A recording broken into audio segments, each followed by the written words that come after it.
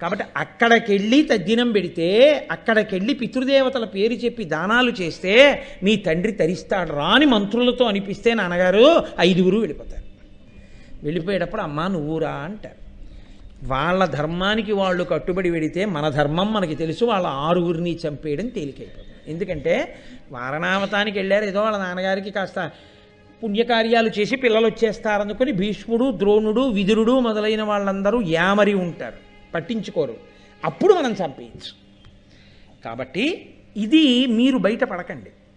మీరంటే అనుమానం వస్తుంది విదురుడికి. ఏమిట్రోయ్ కొత్తగా వారణావతం పంపించి అక్కడికి వెళ్ళి పెట్టమంటున్నాడు ఏమిటి అని అనుమానం రావచ్చు. అనుమానం వచ్చి ఏ విదురుడో వెనక బయలుదేరాడు అనుకోండి, నేను పెడతానయ్యా వెళ్ళి మన నాన్నగారు ఉన్నాడుగా ఆయనకి పెట్టొస్తానన్నాడు అనుకోండి, లేకపోతే నువ్వు రావయ్యా వెళ్ళొద్దాం అన్నాడు అనుకోండి, మన బతుకేటప్పుడు. కాబట్టి వద్దు, వాళ్ళంతటా వాళ్ళు నిర్ణయించుకునేటట్టు చేయండి. వాళ్ళకే వెళ్ళాలన్న బుద్ధి పుట్టాలి.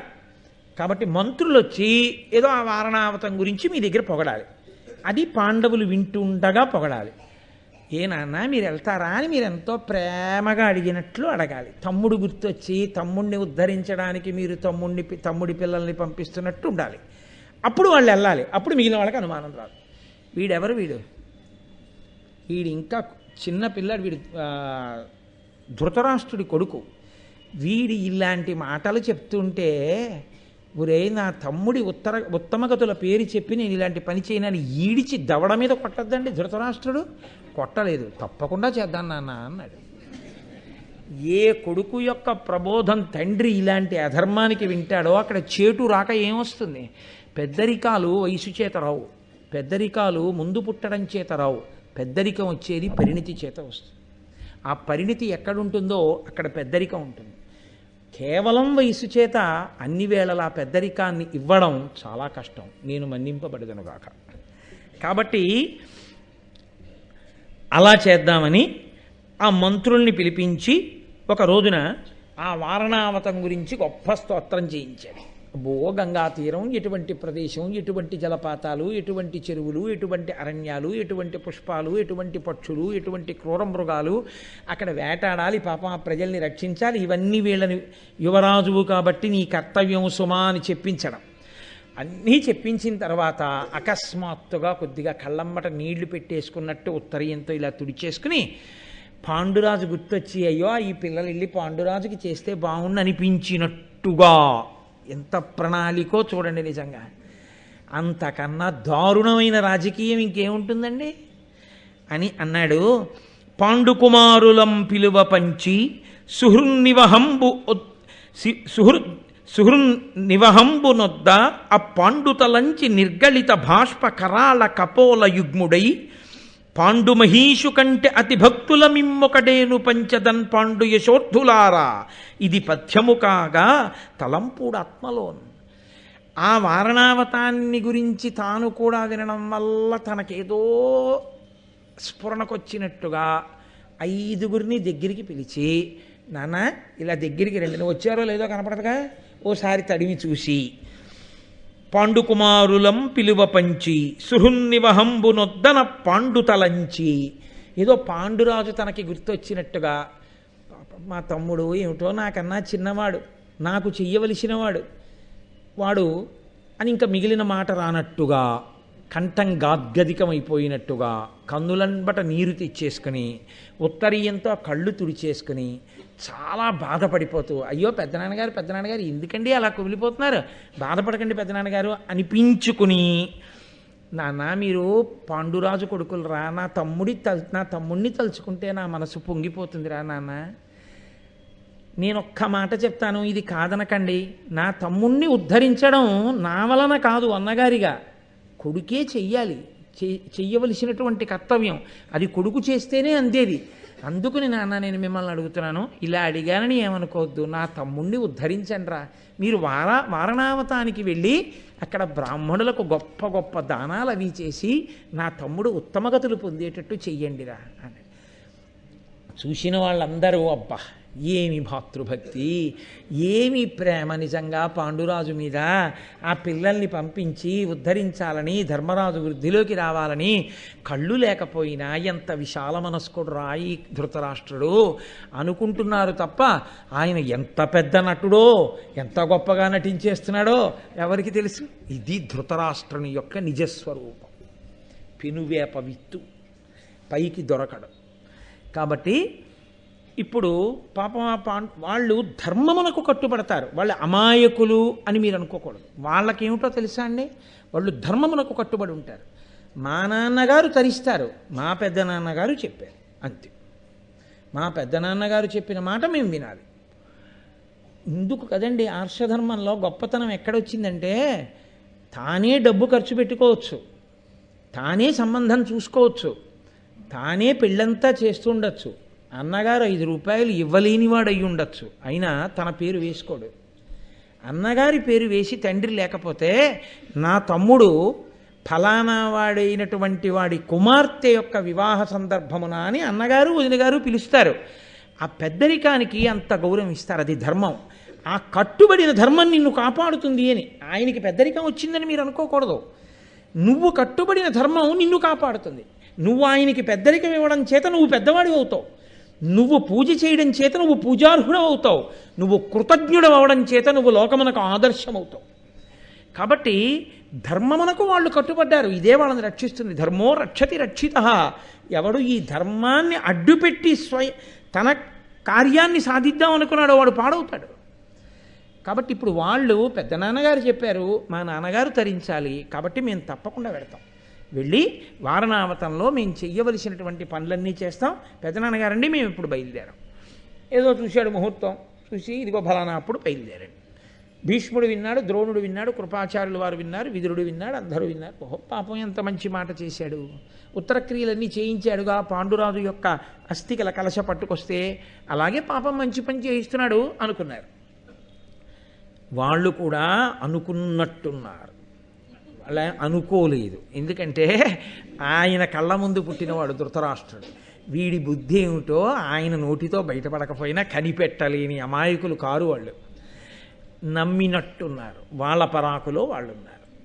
కాబట్టి ఇప్పుడు వెంటనే తండ్రి చెయ్యవలసిన ఉపకారం తండ్రి చేసేశాడు కదా, అన్నీ వడ్డించి పెట్టాడు. ఇంకా ప్రణాళికని అమలు చేయడం దుర్యోధనుడి కర్తవ్యం. వెంటనే ఆయన పురోచనుడు అనబడేటటువంటి తనకి సన్నిహితుడైన వ్యక్తిని పిలిచాడు. పిలిచి అన్నాడు, నువ్వు వెంటనే కంచరగాడిదలను పూల్చుకుని చాలా వేగంగా అలసట అని భావించకుండా పాండుకుమారుల కన్నా ముందే నువ్వు వారణావతానికి వెళ్ళిపోవాలి.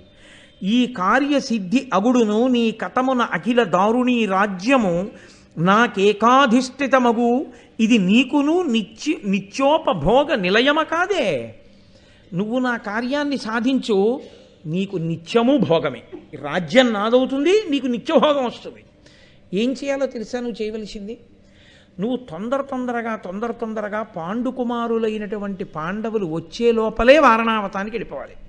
వెళ్ళిపోయి లక్క, మద్దిబంక, నెయ్యి, నూనె, మట్టి ఈ 5 కలిపి ఇల్లు కట్టాలి. ఇల్లు కట్టి వాటి పక్కనే ఆయుధాగారం పెట్టాలి. ఆయుధాలన్నీ అందులో ఉంచుకుంటారు వాళ్ళు. వాళ్ళ ఆయుధాలు కూడా ఇక మిగలకూడదు. ఆయుధాగారాన్ని అట్టిపెట్టి దీనికి తెల్లటి సున్నం వెయ్యాలి. అది పాండువర్ణంలో పౌర్ణమి నాటి చంద్రబింబంలా ఉండాలి ఆ ఇల్లు. పాండుకుమారులు కుంతితో కలిసి ఆ ఇంటిలో ప్రవేశించాలి. ప్రవేశించిన తరువాత అక్కడ వారణావతంలో ఉండే ప్రజలకి అనుమానం రాకూడదు. కొన్నాళ్ళు వాళ్ళని అందులో నువ్వు ప్రశాంతంగా ఉండని. వాళ్ళు నమ్మకం ఏర్పడుతుంది, బాగుంది, హాయిగా సంతోషంగా ఉన్నాం అనుకుంటారు. గాఢ నిద్రపోతారు. ఆ నిద్రలో ఉండగా ఇల్లు అంటించేస్తే అది లక్కతోటి, ఆ తర్వాత మద్ది బంకతోటి, నీతితోటి, నూనెతోటి, ఇవి కలిసిన మట్టితోటి, కాబట్టి వెంటనే అంటుకుపోతుంది. ఇంకా ఆ అగ్నిహోత్రం అసలు ఆగేది కాదు, ఉత్తరక్షణం అంటుకుపోతుంది. అంటుకుపోగానే ఇంకా తప్పుకునే మార్గం లేక 5 అందులో కాలి మరణిస్తారు. ఇల్లు అంటుకుపోవడం అనేటటువంటిది ఒక ప్రమాదం. అది ఎందుకు జరిగిందో ఎవరికీ తెలియదు.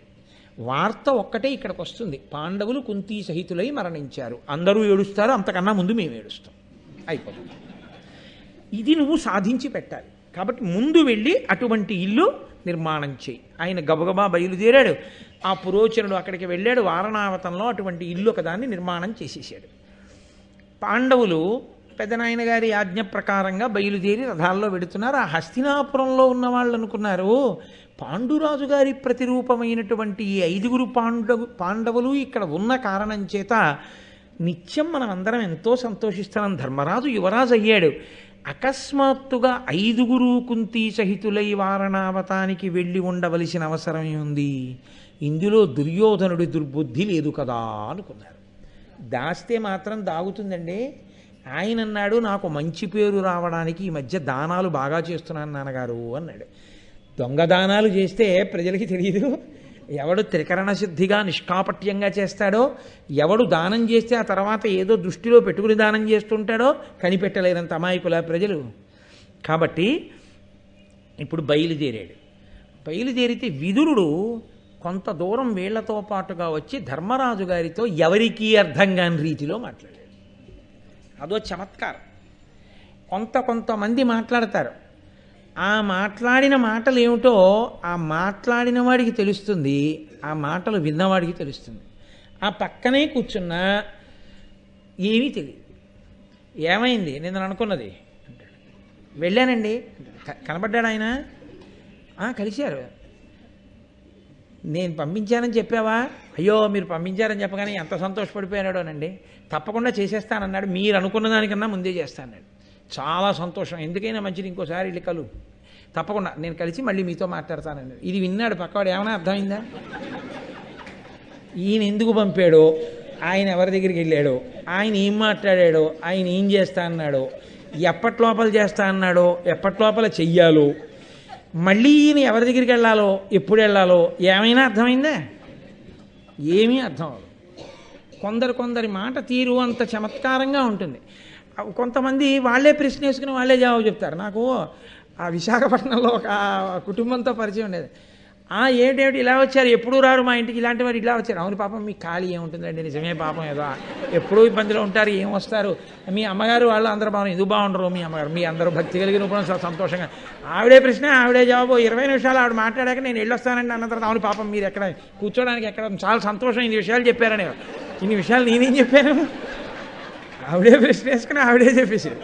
అలా ఒక్కొక్క తీరు. మీరు చెప్దామన్నా వినేది ఉండదు. ఎందుకంటే వాళ్ళకి ఆధోరణే, వాళ్ళు చెప్పారే చెప్తారు తప్ప మీరు చెప్పేది వాళ్ళు వినరు అసలు. మీరు ఒకవేళ నేనండి బస్సు అని, ఆ బస్సు అంటే గుర్తొచ్చింది, మొన్న ఏమైందో తెలుసా అని చెప్పి, అయ్యి బాబు అది అయ్యేటప్పటికే మీకు ఇలా 10 మాటలు చూసుకో. సరే అయిపోయింది కానండి, ఏం లేదు మా నాన్నగారు, మీ నాన్నగారు అంటే గుర్తొచ్చింది అయ్యో అని మళ్ళీ ఏదో చెప్తాను. ఆఖరికి విసిగెత్తి మా తమ్ముడు పంపిస్తానులేండి అని మీరు వెళ్ళిపోవాలి. ఒక్కొక్కరి మాట తీరు ఒక్కొక్కటి. అందులో విదురుడు చాలా చమత్కారి, మహానుభావుడు, గొప్ప ధర్మం తెలిసిన్నవాడు. ఎవ్వరికీ తెలియని విషయాన్ని వ్యూహరచన చేశానని దుర్యోధనుడు అనుకుంటున్నాడు. ఎవ్వరికీ తెలియకుండా వాడు ఏది చేస్తుంటాడో అది ఆయన కనిపెట్టాడు. కనిపెట్టి వాడు ఇది చెయ్యడానికి బహుశా ప్రణాళిక వేసి ఉంటాడు. వేసిన ప్రణాళికలో ప్రమాదము ఈ 2 రూపాల్లో ఉంటుంది. అందుకని ఈ 2 విషయంలో యామరకుండా ఉండని చెప్పేది ఎవరికీ అర్థం కాకుండా చెప్పాడు. అది ఏం చెప్పాడంటే, అగ్ని విషయంలో, విషం విషయంలో జాగ్రత్తగా ఉండు ధర్మరాజా అని చెప్పాడు. నువ్వు ఉండడం కాదు, మిగిలిన తమ్ముళ్ళు అమ్మని కూడా జాగ్రత్త, ఈ 2టితో జాగ్రత్తగా ఉండు. దుర్యోధనుడు నిన్నేం ఉత్తినే పంపలేదని చెప్పాడు. అది ఇంత ప్రకటనంగా అర్థమయ్యేటట్టు చెప్పలేదు, ఏదో మాట్లాడినట్టుంది ఆ మాట తీరు. కానీ విదురుడు అనవసరంగా మాట్లాడడం. విదురుడు వచ్చి మాట్లాడుతున్నాడంటే గ్రహించవలసిన సారం ఉంది. అది ధర్మరాజు గారి శీలంలో వైభవం ఏమిటో తెలుసా అండి? భారతంలో ఎదటి హృదయాన్ని 2 రెళ్ళు 4 ఎంత ఖచ్చితమో అంత ఖచ్చితంగా అంచనా వేస్తాడు. అది ఆయన శక్తి ధర్మరాజు గారిది. అంత ఖచ్చితంగా అంచనా కడతాడు. ధర్మరాజు గారు అమాయకుడు కాడు భారతంలో, మీరు అది గుర్తుపెట్టుకోవాలి. ఆయన చాలా గడుసరివాడు. ఆయన ఎదుటివారి మనస్తత్వాన్ని లెక్క కట్టడంలో ధర్మరాజు తర్వాతే. కానీ ధర్మమునకు కట్టుపడతాడు అంతే తప్ప మోసము కాపట్యము ఆయన దగ్గర ఉండవు. ఆయనకు ఉండే గొప్పతనం అయింది. విదురుడు మాట్లాడుతున్నాడు, తనతో పాటు వచ్చి ఏదో ఉంది. విదురుడు మాట్లాడుతున్నాడంటే తన అభ్యున్నతిని కోరేవాడు, మహానుభావుడు, గొప్ప ధర్మమూర్తి. ఏం మాట్లాడుతున్నాడని చాలా జాగ్రత్తగా విన్నాడు. కుంతి వింటోంది. పాండవులు వింటున్నారు, వాళ్ళకేమీ అర్థం కాలేదు. వెళ్ళినప్పుడు జాగ్రత్తగా ఉండండి. మనం అక్కడికి వెళ్ళాం కదా, ఇంకా అదే పనిగా తిరుగుతూ ఉండకండి. ఓ వేటాడుతుండడం, ఇంటికి వచ్చి ఓ తినేస్తుండడం, అది తినేయడం ఇది తినేయడం చేసేయకండి. ఏది పడితే అది తినేస్తే ఎందులోనైనా ఉండకూడదు ఏదైనా ఉంటే నీకే కాదు అందరికీ ఉపద్రవం వస్తుంది. ఆ విషం కలిసిపోతూ ఉంటుంది. ఒకసారి జాగ్రత్తగా ఉంటుండండి. ఏదో పిచ్చి మాటల్లో మాట్లాడేస్తున్నాడు. విషము వలన అగ్ని వలన ప్రమాదం ఉండే అవకాశం ఉందని చెప్తున్నాడు. ఇందులో పసిగట్టాడు ధర్మరాజు గారు. కుంతీదేవికి అనుమానం వచ్చింది. ఆవిడంది ధర్మరాజుని పిలిచి, ఇన్ని మాట్లాడి వెళ్ళిపోయాడు కదా విదురుడు, నాకేం అర్థం కాలేదు ఏం మాట్లాడాడు. నీకేమైనా అర్థమైందా ఇవాళ ఆయన మాట్లాడింది? ఒకవేళ నీకు అర్థమయ్యి ఉంటే, ఏమిటా పనికి మాలిన మాట్లాడలేదండోయ్, నీకు అర్థమయ్యి ఉంటే నేను వినొచ్చు అనుకుంటే అది ఏమిటో నాకు చెప్పన్నాడు. ఆయన దగ్గరకు వచ్చి అన్నాడు, అగ్ని వలన విషము వలన భయం ఉందని చెప్పారమ్మా, పరాకుగా ఉండమన్నాడు. ఎంత ధర్మమూర్తో చూడండి. ఏ విదురుడికి తెలియకుండా అక్కడికి తీసుకెళ్ళి చంపాలనుకున్నాడో, ఈ భీష్మద్రోణులకు తెలియకూడదనుకున్నాడో అది విదురుడు పసిగట్టాడు. అంతటి మహాబుద్ధిమంతులు ఆ రోజుల్లో. కాబట్టి వెళ్ళిపోయారు. వెళ్ళిపోయిన తర్వాత వారు తాత్కాలికంగా వేరొక ఇంట్లో ఉన్నారు. వీరి కొరకు నిర్మింపబడినటువంటి విడిది ప్రవేశం చేస్తే అక్కడే ఉండాలి చాలా కాలం. కాబట్టి చాలా కాలం అక్కడ ఉండవలసిన ఇల్లు కాబట్టి ఒక సుముహూర్తం చూసుకుని అందులోకి వెళ్ళారు. బ్రాహ్మణులను తీసుకొచ్చి పుణ్యాహవాచనం చేసి ఓ కొబ్బరికాయ కొట్టుకుని గుమ్మం దాటి ఆ ఇంట్లోకి వెళ్ళారు. లాక్షాగృహంలోకి, ఆ లక్కతో కట్టబడినటువంటి ఇంట్లోకి వెళ్ళగానే అబ్బా చాలా బాగుంది ఇల్లు, ఎక్కడా లక్కతో కట్టినట్టు తెలియదు. ఎందుకంటే పైన అంతా జాగ్రత్తగా సున్నం వేసేశారు. లోపలికి వెళ్ళగానే ధర్మరాజు గారు భీముణ్ణి దగ్గరికి పిలిచాడు. దగ్గరికి పిలిచి చెవిలో అన్నాడు, ఈ గృహ కుజ్యంబులు లాక్షాగర్భములు ఆజ్య తైల గంధులు మరి శాస్త్రాగార సమీపము మాయాగృహమగునిది అవశ్యమగ్నేయంబై. భీమా, ఈ ఇంటిని కట్టినప్పుడు మట్టితో, మద్ది బంకతో, లక్కతో, నూనెతో, నీతితో కట్టారు. కాబట్టి ఈ ఇంటికి పక్కనే ఆయుధాగారాన్ని పెట్టారు. ఈ ఇంట ఎక్కడైనా నిప్పు రవ్వ తగిలితే ఈ ఇల్లంతా వెంటనే కాలిపోతుంది. కాబట్టి ఈ ఇంట అగ్నిహోత్రంలో మనని కాల్చడానికే ఈ ఇల్లు నిర్మించారు. నువ్వు చాలా జాగ్రత్తగా గోడ దగ్గరికి వెళ్ళి పరికిస్తే నీతి వాసన వస్తోంది గమనించు అన్నాడు.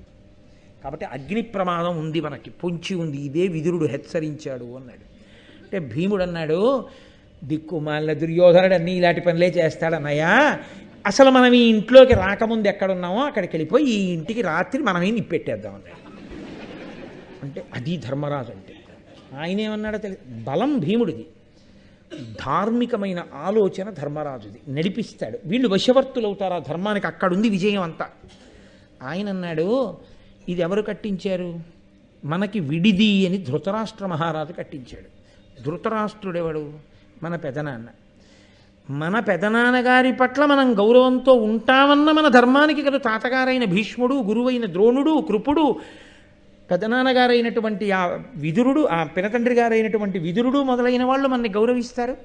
ఇప్పుడు మనం ఈ ఇంట్లోకి వచ్చి మళ్ళీ వెంటనే బయటికి వెళ్ళిపోయి ఈ ఇల్లు ఇవాళ రాత్రి కాల్చేస్తే తిరిగి ఎటు వస్తుంది? అంటే మేము కట్టించిన ఇంట్లో ఏదో ఉందని వాళ్లే కాల్చేశారు ఏ ఆగ్నేయాస్త్రమో వేసి. మా మీద నింద మోపాలనుకుంటున్నారని ప్రచారం చేస్తే మన వంశంలో అంతఃపురంలో పెద్ద కలతకి దారి తీస్తుంది. పెద్దలు చిన్నబుచ్చుకోరు భీష్మాదులు, ఏమిటి ఇలా దెబ్బలాడుకుంటున్నారని. కాబట్టి మనం ఇక్కడే ఉండాలి. మనం యామరపాటుతో ఉన్నట్టు ఉండాలి, కానీ పరాకుగా ఉండాలి.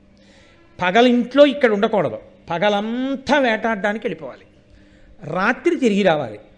మనం నిద్రపోతున్నామని వాళ్ళు అనుకోవాలి.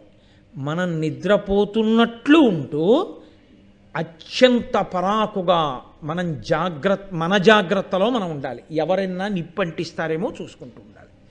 అంటే వాళ్ళు నిద్రపోయింది ఏమైనా ఉందా ఇంకా ఇంట్లో? పగలంతా అసలు ఆ ఇంట్లో ఉండకుండా వెళ్ళిపోయేవారు వేటకి.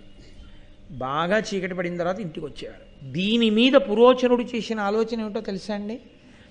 ఒకవేళ కుంతి పాండవులు కలిసి ఆ ఇంట్లో ఏం మాట్లాడుకుంటున్నారో తెలుసుకోవడానికి, కుంతీదేవికి ఉపకారం చేయడానికి, ఉపచారం చేయడానికి పెట్టినట్లుగా 5 కొడుకుల తల్లి అయినటువంటి ఒక బోయవనితని ఆ ఇంట్లో పెట్టాడు. ఆవిడ కూడా ఆ ఇంట్లోనే పరిచారిక కాబట్టి పడుకుంటుండేది. ఆవిడ పని ఏమిటంటే కుంతీదేవితో వీళ్ళ ఐదుగురు ఏం మాట్లాడుతున్నా, వీళ్ళ ఐదుగురిలో వీళ్ళు ఏం మాట్లాడుకుంటున్నా ఆవిడ వినేది. విని పురోచనుడికి చెప్తుండాలి. అంటే వీళ్ళు ఏమైనా అనుమాన పడుతున్నారా, సరిగా పడుకుంటున్నారా, ఏమైనా అనుమానంతో జాగ్రత్తగా ఉంటున్నారా, అన్నీ ఆవిడ కనిపెట్టాలి. కాబట్టి ఆవిడ కనిపెట్టినప్పుడు ఆవిడ కనిపెట్టగలిగిన ప్రజ్ఞకి దొరకనంత జాగ్రత్తగా వాళ్ళని వాళ్ళు కాపాడుకుంటూ పాండవులు జాగ్రత్త పడుతున్నారు. పడుకున్నట్టు పడుకుని పడుకోకుండా ఉంటున్నారు. పడుకోకుండా ఉండడం చాలా కష్టం అవసరమండి. బాగా అలిసిపోయి ఇచ్చిన తర్వాత ఉత్తిని అలా కళ్ళు ముద్దాం అన్నారంటే ఏమో ఏమైనా అయిపోవచ్చు. తెల్లారే వరకు నిద్రపట్టే ఇచ్చి అంతే. మీరు చెప్పలేరు ఎంత జాగ్రత్తగా ఉండాలి. ఆవిడ చూస్తూ ఉంటుందని వీళ్ళకి తెలుసు. కాబట్టి కొంతకాలం గడిచింది. ఈలోగా విదురుడికి నిర్ధారణ అయిపోయింది. అక్కడ ఆయన కనిపెట్టేశాడు. లాక్షాగృహ నిర్మాణం జరిగింది, అందులో పాండవుల్ని కుంతితో కాల్చేయబోతున్నారు అని. ఆయన ఒక కనకుణ్ణి పంపించాడు. కనకుడు అంటే గొప్పులు తవ్వగలిగినటువంటి వాడు. పంపించి ఆయన రహస్యంగా ధర్మరాజు గారి దగ్గరికి వచ్చాడు. అయ్యా, ఏదో ఒక రోజు రాత్రి ఇల్లు అంటిస్తారు, అసలు మీరు బయటికి వెళ్ళడానికి అవకాశం ఉండదు. కాబట్టి నన్ను విదురుడు పంపాడు, నేను ఇక్కడి నుంచి సొరంగం తవ్వుతాను. సొరంగం అంటే అంత తేలిగ్గా ఏమి ఉండదు, నడవడానికి దానికి కటిక చీకటి. మీరు ఈ ఇల్లు ఎప్పుడు అంటింపబడుతుందో అప్పుడు కుంతీదేవితో సహితంగా మీ అందరూ కూడా సొరంగ మార్గంలో జాగ్రత్తగా అరణ్యంలోకి వెళ్ళిపోవాలి. వారణావతంలో ఎక్కడా కనపడకూడదు. కాబట్టి అరణ్యంలోకి సొరంగం వెళ్ళిపోయేటట్టుగా నేను చాలా వేగంగా తవ్వేస్తాను సొరంగాన్ని, మీరు ఆపద వచ్చినప్పుడు అందులోంచి వెళ్ళిపోండి అని చెప్పాడు. అలాగేనన్నారు. ఆయన ప్రతిరోజు తవ్వి అరణ్యం వరకు సొరంగాన్ని తవ్వేశాడు. తవ్వేసిన తరువాత ఒకానొక రోజున ఫాల్గుణ మాసంలో కృష్ణపక్ష చతుర్దశి తిథి వచ్చింది. బాగా చీకటిగా ఉంది. ఆ రోజున విశేషమైనటువంటి పూజ. ఆ పూజ జరిగినటువంటి కారణం చేత నైవేద్యాన్ని అందరికీ కూడా బ్రాహ్మణులకి వాళ్ళకి సమారాధన చేసింది కుంతీదేవి. చక్కగా మృష్ణాన్న భోజనం చేసి అందరూ ఆశీర్వచనం చేసి వెళ్ళిపోయారు. ఈ బోయవనిత ఆమె యొక్క 5 కుమారులు కూడా శుభ్రంగా అన్నమంతా తినేసి మధుర పదార్థాలను ఆ కళ్ళు తాగేశారు. ఆ కళ్ళు తాగడంలో వాళ్ళు ఒళ్ళు మరిచి నిద్రపోతున్నారు. ఆ బోయవనిత 5 కుమారులు. పురోచనుడు ముహూర్త నిర్ణయం చేసుకుంటున్నాడు, ఆ ఇల్లు కాల్చేద్దామని. ఆయన కూడా పక్కనే పడుకున్నాడు ఆ లక్షాగృహంలో, అనుమానం రాకూడదని. ధర్మరాజు గారు అన్నాడు, ఇంకింతకన్నా ఇక్కడ మనం ఉండకూడదు. భీమసేన బాగా చీకటి పడింది, మంచి నిద్రలో ఉన్నారు పాండవులు, కుంతి. అందరినీ నిద్ర లేపాడు. హఠాత్తుగా నిద్రలేచి అలవాటు లేని సొరంగంలో నడవడం అంత తేలికైన విషయం కాదు. ఈరోజు రాత్రే మనం వెళ్ళిపోవాలి సొరంగంలోంచి. కాబట్టి మేము సొరంగంలోకి వెళ్ళగానే నిప్పు పెట్టి నువ్వు కూడా సొరంగంలోకి వచ్చేయండి.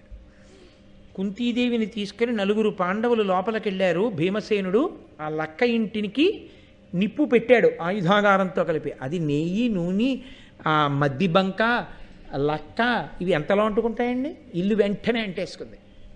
అంతే. భీముడు సొరంగంలోకి వెళ్ళాడు. తీరా సొరంగంలోకి వెళ్ళాక కుంతి నడవలేకపోయింది. ఎందుచేత అంటే గాఢ నిద్రలో లేచింది.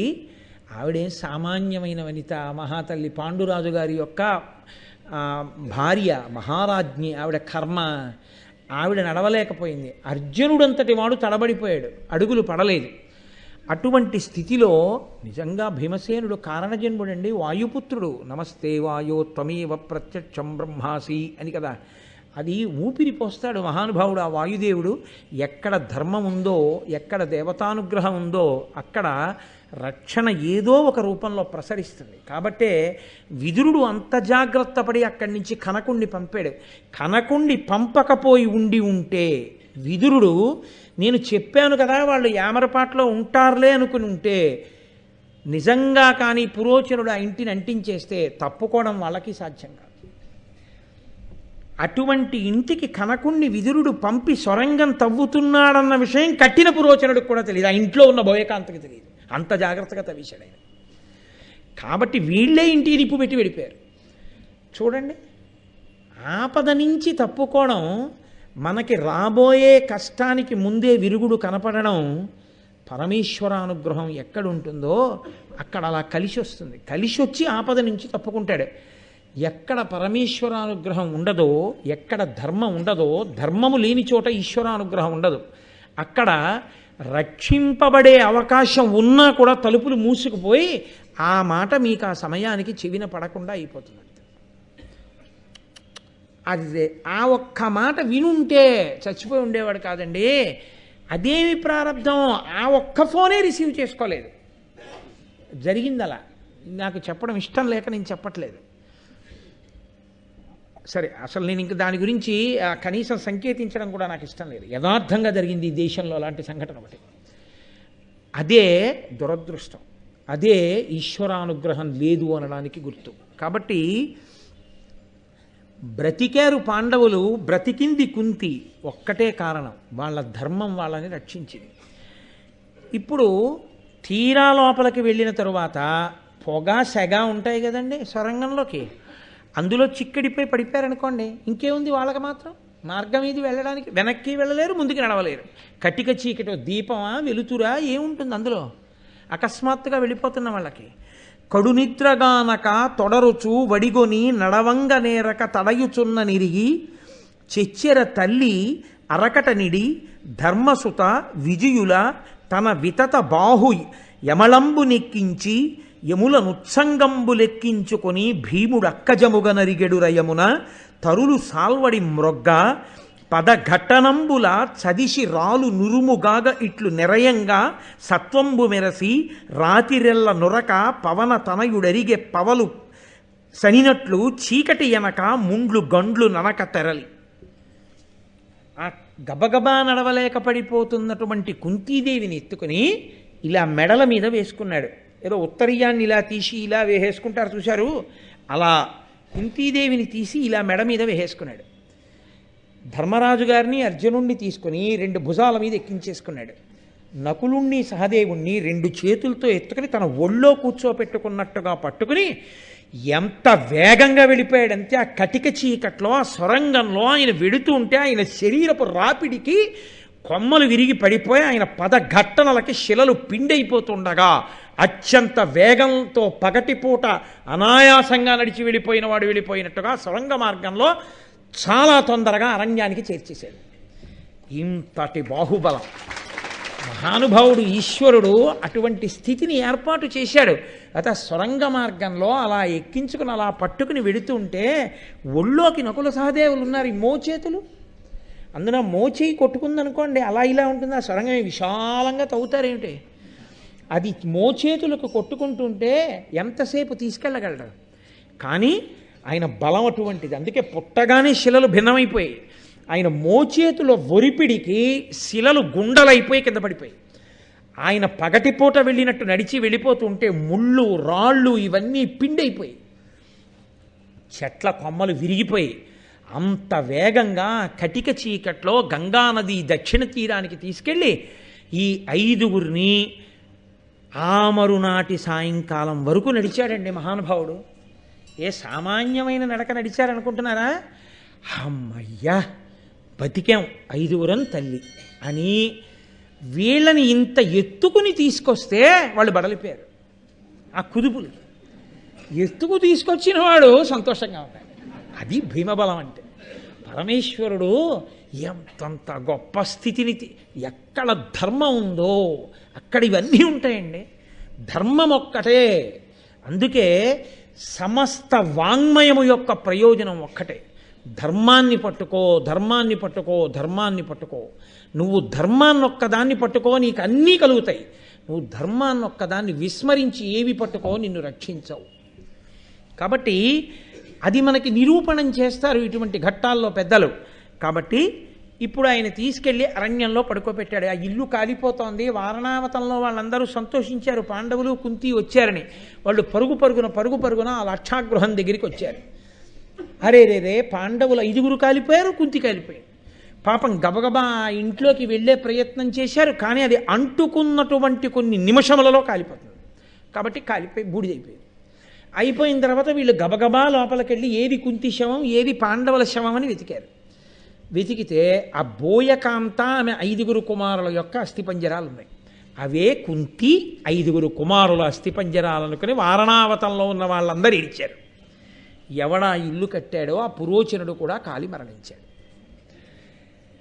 5 పాండవులు కుంతి చచ్చిపోయారని లోకమంతా అనుకుంది. కనకుడు మాత్రం ఎవరు గొయ్యి తవ్వాడో ఆయన లోపలికి వెళ్ళి చూశాడు. ఈ 5 కాకుండా ఇంకేమైనా ఉన్నాయా మృతదేహాలు? లేవు. సొరంగంలోంచి వెళ్ళిపోయినటువంటి జాడ కనపడింది. ఓ, పాండవులు చేరిపోయారు, చాలు. ఆయన కూడా బూదిలో ఏదో వెతుకుతున్నట్టుగా నటిస్తూ సొరంగం బయటపడింది అనుకోండి. ఇదేమిటి ఇక్కడ సొరంగం ఉందని కొంతమంది అందులోంచి వెళ్ళి చూస్తారు. ఆ సొరంగాన్ని బూదితో కప్పేశాడు వెతుకుతున్నట్టుగా. దాంతో అక్కడ సొరంగం ఉందన్న విషయాన్ని కూడా ఎవరు చూడలేదు. అందరూ చచ్చిపోయారు అనుకున్నారు. ఓ భీతాహం అన్న మాట ఉంటుంది కదండి, ఇంకా అందులోకి ఎవడెళ్తాడు. అందుకని అందరూ బయటకు వచ్చేసారు. ఈ వార్త వెంటనే ధృతరాష్ట్ర మహారాజుకు ముందెళ్ళిపోయింది, దుర్యోధనుడికి చేరిపోయింది. అంతే, ఇంకేముంది? లోపల సంబరాలు, పైకి విచారాలు. ఎంత విచిత్రమైన స్థితి అయిపోయింది. పన్నాగం నెరవేరిపోయింది అని పరమ సంతోషాన్ని పొందేశారు. అక్కడ ధృతరాష్ట్ర మహారాజు సభలో ఉన్నాడు. ఇది విని ఏమీ తెలియనటువంటి వాళ్ళ బాధిత శత్రువర్గులకు పాండుకుమారుల దుఃఖవార్తమర్చాధములైన సౌబల దివాధి వసూనుల యొద్దనప్పుడు అప్పుడు దుర్యోధనుడాదిగా గల సుతులున్న సభన్విని దుఃఖితాత్ముడై ఆ ధృతరాష్ట్రుడా వరచిన ఎట్లరిచెన్ వివిధ ప్రలాపుడై. కర్ణుడు, దుర్యోధనుడు, దుశ్శాసనుడు, శకుని మొదలైన వాళ్ళు తనకి కావలసిన వాళ్ళందరూ చుట్టూ కూర్చునుండగా వార్త వచ్చింది. లాక్షాగృహం కాలిపోయింది. ఒక ఆడదాని అస్థిపంజరం, 5 పురుషుల యొక్క అస్థిపంజరాలు దొరికాయి. 6 అస్థిపంజరాలు ఉన్నాయి. పక్కన పురోచనుడు కూడా కాలిపోయాడు. ఈ వార్త వినగానే లోపల ఎంత ఆనందపడిపోయాడో, పైకి ఆవరిచినట్టు అరిచాడు. నన్నయ్య గారు అన్నారు, ధృతరాష్ట్రుడు ఆవరచినట్ల రచన్ వివిధ ప్రలాపుడై. లోపల సంతోషం, అది ఆగక ఏదేదో అంటున్నాడు. ఏదో పెద్ద బాధ వచ్చేసిన వాళ్ళ, అయ్యో పాండవులు 5 చచ్చిపోయారు రా, కుంతి చచ్చిపోయింది రా అని ఏదో పెద్ద ఆవు చూడండి ఆందోళనతో. ఆవు అరిస్తే గమ్మత్తుగా ఉంటుందండో, మీరు ఎప్పుడైనా గమనించారో లేదో? అదేంటే చూశారు, అదేంటే యువర్ అటెన్షన్ ప్లీజ్, అంతేగాని మనం అటువైపు దృష్టి పెట్టాం. ఆవు అరిస్తే మీ దృష్టి లేకుండా అటు ఎడుతుంది. మీరు ఎప్పుడైనా గమనించండి. అందులో 2nd ఫ్లోర్ లాంటి ఫ్లోర్స్లో అపార్ట్మెంట్లో ఉన్న వాళ్ళకి ఇది బాగా అనుభవం ఉంటుంది. ఎందుచేతంటే ఆవు దూడ కనపడలేదనుకోండి, ఆ సందు మొదట్లో నించుని అంబా అని అరిచినప్పుడు ఆ చివర అంబారావంలో మామూలుగా ప్రసన్నంగా ఏదో సంతోషంగా ఉండి దూరంగా మీరు తోటకూరలు బట్టి కట్టబట్టి ఎంతకీ తీసుకురాకపోతే అంబా అంటుంది. దూడ కనపడలేదనుకోండి, ఆ చివర ధ్వని ఆందోళన తెలుస్తుంది, అంబా అంటుంది. అది మీకు అబ్బా ఏమిటి అలా అరుస్తోంది ఆవు అనిపిస్తుంది.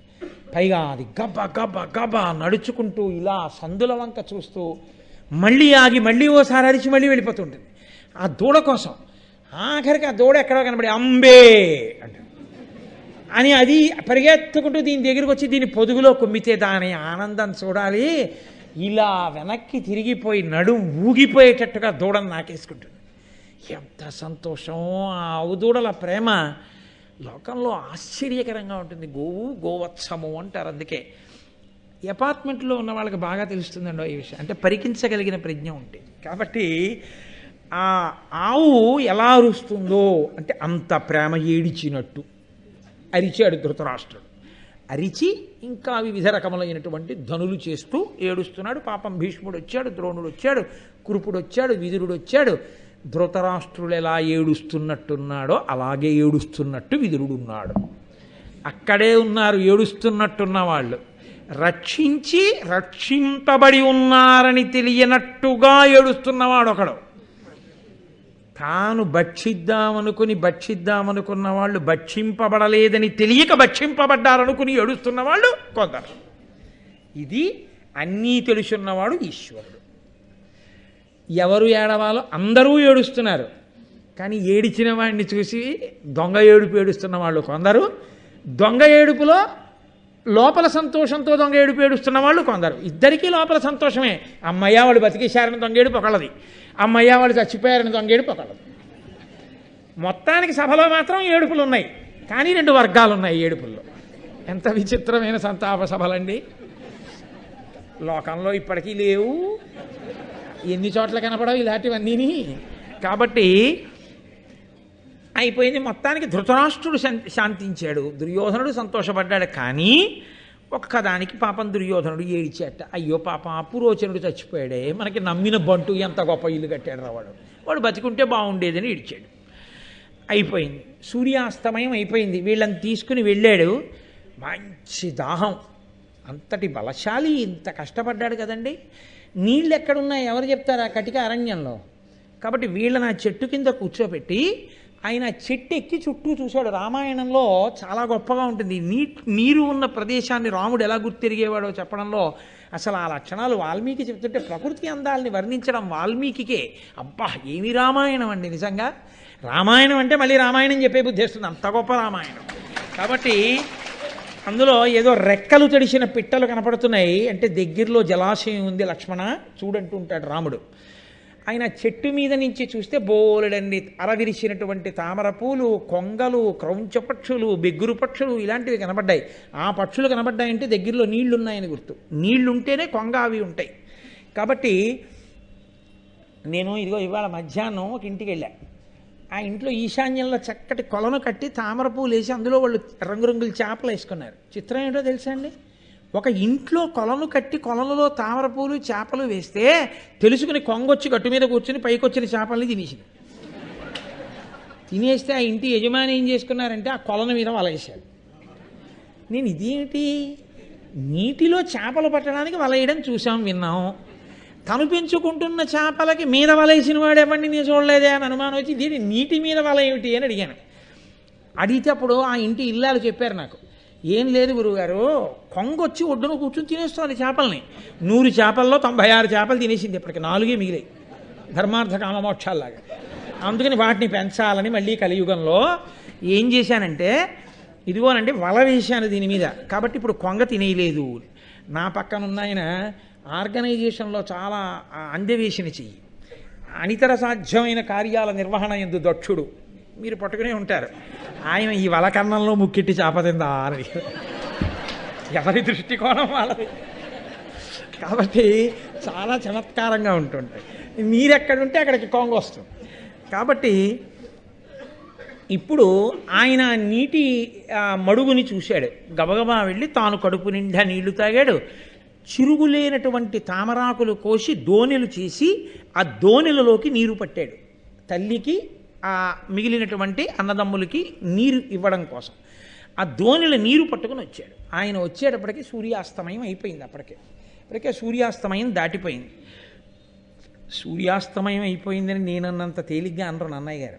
సూర్యోదయ సూర్యాస్తమయాల గురించి చెప్పవలసి వస్తే దాని మీద ఉన్నటువంటి భక్తి చాలా గొప్పగా ఉంటుంది. ఋషితుల్యులైన వాళ్ళకి ఆ సంధ్యావందనం మీద అంత అనురక్తి ఉన్న వాళ్ళు సూర్యోదయ సూర్యాస్తమయాల్ని చూసే దృష్టికోణం వేరుగా ఉంటుంది.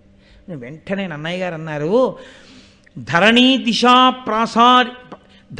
దిశా ప్రసారిత గురు కర నికరంబులుడిచికొని దీర్ఘ నిరంతరగతి ఖిన్నుడపోలెను హరిదశ్వుండు విశ్రమించే అస్తాద్రి దరిన్. ఎడతెరిపి లేని ప్రయాణం తెల్లవారుజామున మొదలుపెట్టి తూర్పు దిక్కు నుంచి అలా పశ్చిమ దిక్కు వరకు నడిచి నడిచి నడిచి నడిచి నడిచేవాడు ఏం చేస్తాడు, చేతులు ఇలా దగ్గర పెట్టుకుని నడిచాడు అనుకోండి, నడవలేడు. అందులో గబగబా నడవాలనుకున్నవాడు ఏం చేయాలి, చేతులు ఇలా పెట్టుకుని నడవడం కుదరదు, ఇలా ఊపుకుంటూ నడవాలి. ఇలా ఊపుకుంటూ నడవడం ఏంటి, నడిస్తేనే ఊగుతాయి, ఊపుకుంటూ నడవక్కర్లేదు, ఊగిపోతాయి అంతే చేతులు. అది అప్రయత్నం. కాబట్టి ఇలా ఊపుకుంటూ నడిచినప్పుడు ఈ చేతులు ఎంత దూరం వెళ్ళగలవో అంత దూరం తడుగుతాయి. ఇలా వెళ్తున్నప్పుడు ఇక్కడ ఏదో అడ్డుందని తగలదండి, కాబట్టి తడుగుతాయి. సూర్యనారాయణమూర్తి చేతులు కిరణములు కరములు అవి ఎక్కడి వరకు తడుగుతాయి, లోకాన్నంతటినీ తడుగుతాయి ఆయన నడుస్తున్నంతసేపు. నడిచి నడిచి అలిసిపోయిన వాడు ఏం చేస్తాడు, పడుకున్నప్పుడు అది గుహ ఏమీ చూడ్డం, పడుకుని ఈ కాళ్ళు దగ్గరికి పెట్టేసుకుని చేతులు రెండు ఇలా దగ్గరికి పెట్టేసుకుని ఇలా పడుకుంటాడు. ఇంకా నిద్రలో ఇలా విస్తారంగా ఇలా చాపి పెట్టడు, ఇలా దగ్గరికి లాగేస్తాడు. తెల్లవారకట్ట నుంచి సాయంకాలం వరకు నడిచి నడిచి అలిసిపోయిన సూర్యుడు పశ్చిమాద్రి అనబడేటటువంటి గుహలో కాళ్ళు చేతులు దగ్గర పెట్టేసుకు పడుకున్నాడా అన్నట్టుగా ఇంకా కిరణములు కనపడడం మానేసేయటం. అంటే కాంతి తరిగిపోయింది, చీకటి పడిందనడానికి ఆయన ఎంత గొప్పగా తీసుకొచ్చారో చూడండి. అంటే ఆ సూర్యాస్తమయాన్ని అంత తాదాత్మ్యతతో కంటికి కనపడే భగవత్ స్వరూపం కదండి అది. తిక్కన గారు ఎంత గొప్పగా వర్ణిస్తారో ఆ సూర్యాస్తమయాల్ని. కాబట్టి అలా సూర్యాస్తమయం అయిపోయింది. ఇంత జాగ్రత్తగా తీసుకొచ్చిన భీముడి కన్నా ఎత్తుకు తీసుకురాబడినటువంటి పాండవులు, మిగిలిన పాండవులు కుంతి బడలిపోయారు. వాళ్ళు ఎక్కడి వాళ్ళు అక్కడే, నిద్ర సుఖమెరగదు, ఆకలి రుచి ఎరగదు. వాళ్ళు ఆ బడలికకి ఆ చేతులకి తల కింద చేతులు పెట్టుకుని ఎవరు దొరికితే చంపేద్దామని చూడబడుతున్నటువంటి పాండవులు, ధర్మరాజు, అర్జునుడు, నకులుడు, సహదేవుడు, నలుగురు, కుంతీదేవి నిద్రపోతున్నారు. వచ్చి చూశాడు భీముడు. ఎంత బాధ కలిగిందో, ఇంత అలిసిపోయి నిద్రపోతున్నారు, లేపి నీళ్లు తాగండి ఎందుకు, లేచాక తాగుతారులే అనుకున్నాడు. అది చాలా ప్రేమతో కూడిన మాట తెలుసా అండి. అమ్మ మీరు చూడండి, ఎప్పుడైనా అమ్మ నోటి వెంటే వస్తాయి ఆ మాటలు. ఏదో ప్రయాణం చేసి వస్తాం, రాత్రి 9ంటికి వెళ్ళిపోతాం కదా, వెళ్ళిపోయిన తర్వాత గబగబా ఉందిలే ఇంత ఉప్మా చేసి పెట్టేస్తాను తినేసి పడుకుందరు కానంటుంది. ఏదో కారణానికి ఆ బస్సు ఎక్కడో చీకట్లో ఆగిపోయి మళ్ళీ బయలుదేరి రాత్రి ఇంటికి వచ్చేటప్పటికి 12 అయిపోయింది అనుకోండి. అమ్మ అమ్మ ఆకలమ్మ ఆకలమ్మ ఆకలమ్మ అని ఇంట్లో దిగిన పిల్లలు ఇంటికి రాగానే అమ్మ ఉప్మా చేస్తుందా, అమ్మ మజ్జిగిస్తుందా ఇవి చూడరు. సోఫాలో ఓడిపడిపోతాడు, మంచం మీద ఓడిపడిపోతాడు, ఆ చెప్పులు ఇప్పేసి వాళ్ళు ఎక్కడి వాళ్ళు అక్కడే అలా పడుకొని నిద్రైపోతారు.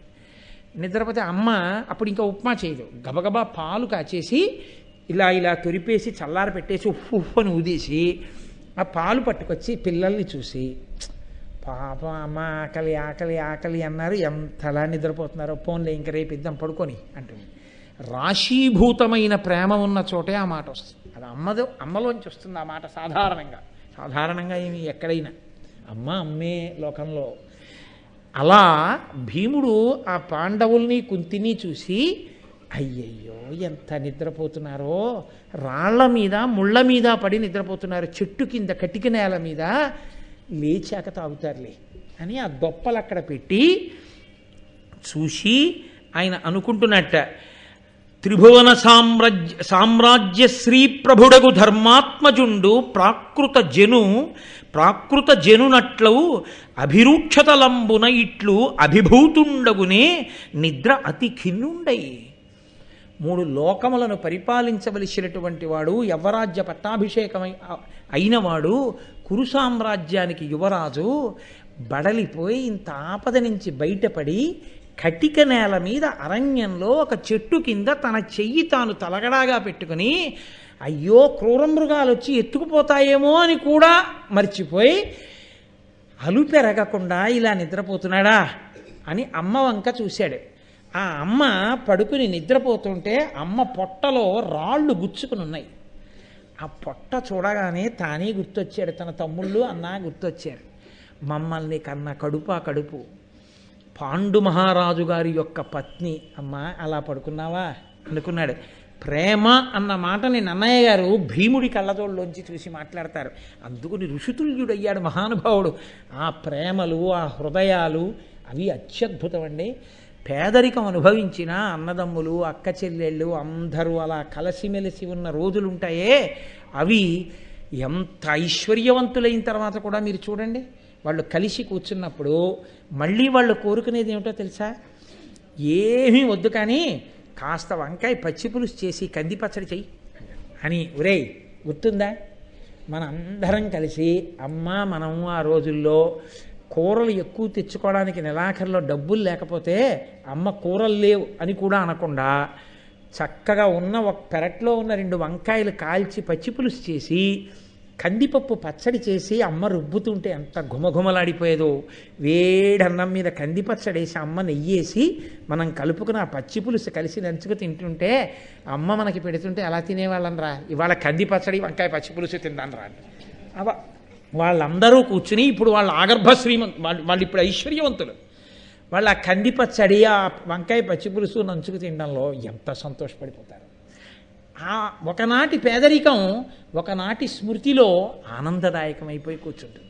తీర్థయాత్రకు వెళ్ళినప్పుడు పడినటువంటి కష్టం అపురూపంగా చేసిన దర్శనం అవదనుకున్న దర్శనం ఇంటికి వచ్చేసిన తర్వాత బాల్కనీలోకి వచ్చిన గుర్తొచ్చినప్పుడు ఎంతో సంతోషంగా ఉంటుంది కదండి. అలా ఆయన కుంతి వంక చూసి అంటున్నాడు, ఇది నిండు మనసు, అత్యంత ప్రేమ, వెన్నపూస. ఇంత బలవంతుడిలో అంత వెన్నపూస లాంటి మనసుంది. అంతటి బలవంతుడు దుర్యోధనుడిలో అంత కఠినమైన మనసుంది. ఇది తేడా.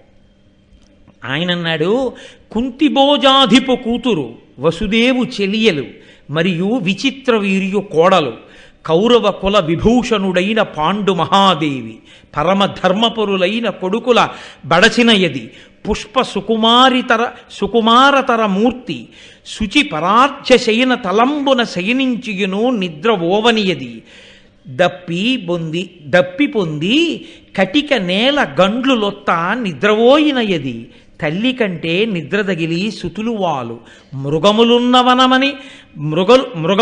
వనమని వగవక మరచియుండిరి ఏమి మాట్కియొక్కో అన్నాడు. భీముడి భావన అలా పద్యం కింద పడిపోయిందండి నన్నయ్య గారికి.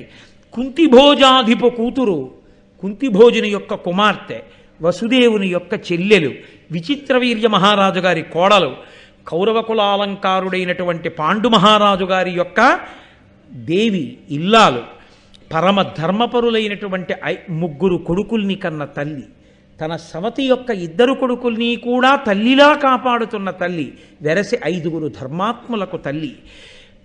పువ్వు ఎంత సుకుమారంగా ఉంటుందో అంత సుకుమారతరమైన శరీరము కలిగినటువంటి తల్లి, శుభ్రంగా వేసినటువంటి పక్కని చూసి కూడా పడుకునేటప్పుడు అంత బాగా నిద్రపట్టని తల్లి. చాలా గొప్ప మాట సుమండి. మెత్తటి పరుపు అనలేదు, మెత్తటి పరుపు భోగకారకం. శుభ్రమైనటువంటి శయనం అంతఃకరణ శుద్ధికి, తాను ఆ సమయంలో పడుకునేటటువంటి ఆ స్థితికి యోగ్యమైనటువంటి ఉపమానం. ఎంత చక్కటి మాట మాట్లాడుతున్నాడు. మా అమ్మ మెత్తటి పరుపుల మీద పడుకుంటుంది అనలేదు కుంతి గురించి, మా అమ్మ శుభ్రమైన పడక మీద పడుకుంటుంది. అలా వేసిన పక్క పడుకోని అమ్మ. ఆవిడకి ఇప్పుడు పరుపులు అక్కర్లేదు, ఆవిడకి ఇప్పుడు భోగాలు అక్కర్లేదు, పాండురాజు గారు లేరు. ఆవిడ కోరుకునేది ఏమిటంటే పక్క మీద దుప్పటి శుభ్రంగా ఉండాలి, తలగడ శుభ్రంగా ఉండాలి, గలీబు శుభ్రంగా ఉండాలి. ఒక కొడుకు దాని చేత బ్రతికిస్తాడండి తల్లిని. తాను ఎంత గొప్పగానైనా అలిసిపోనివ్వండి, అమ్మ పడుకుంటుంటే అమ్మ ఏమిటి ఆ మంచం మీద దుప్పటి ఏమిటి మా అంత మాసిపోయింది అంటే తల్లి ఏముంటుందో తెలుసా అండి, ఏం పర్వాలేదు లేరా రేపు మార్చచ్చు పడుకో, 9:30 అయింది, రోజు 10, 11 అవుతోంది, ఇవాళ ఏదో తొందరగా వచ్చావు కాస్త పడుకో అంటే ఆయన అంటాడు ఏం పర్వాలేదులే పడుకుంటాను కానీ ఒరేయ్ లోపల నుంచి ఇస్త్రీ దుప్పటి పట్టరా అని దుప్పటి తీసేసి దులిపి అమ్మ అటు పట్టుకో అని, లేకపోతే కొడుకుని పిలిచి పట్టుకోమని పక్క బాగా వేసి అమ్మ పడుకో అని అమ్మ పక్కన కూర్చుని ఓసారి అమ్మ చెయ్యట్టుకుని అమ్మ ఏం తిన్నావు ఇవాళ, అమ్మ ఏంటి సంతోషంగా ఉందా, ఇవాళ భీష్మ సినిమా వచ్చిందట టీవీలో చూసావా, నీకు ఇష్టం కదూ పద్యాలు అంటే చూశానురా అని ఆ కొడుకు 4 మాటలు మాట్లాడి పక్క దుప్పటి శుభ్రమైంది వేసి వెళ్ళిపోయాడు అనుకోండి, ఆ తల్లి సంతోషంతో గాఢ నిద్రపోదు. అదే కొడుకు ఏమిటా దొక్కిమాలని దుప్పటి ఇంట్లో ఉంటావు కదా ఏం దుప్పటి మార్చుకోలేవమ్మా నువ్వు అని పడుకున్నాడు అనుకోండి, ఆ తల్లి 3 రోజులు నిద్రపోదు. తల్లి ఆయుర్దాయం పెంచడం కొడుకు చేతిలో ఉంటుంది, తల్లి ఆయుర్దాయం తగ్గించేయడము కొడుకు చేతిలో ఉంటుంది. కొడుకు ప్రేమకి బతుకుతుంది. ఒక స్థాయిలో తల్లిదండ్రులు బతికేది కొడుకు ప్రేమకే బతుకుతారు. ఉన్నారు తెలుసా అండి మహాత్ములు, ఈ ఊళ్ళోనే ఉన్నారు, నేను పేరు చెప్పడం ఎందుకు.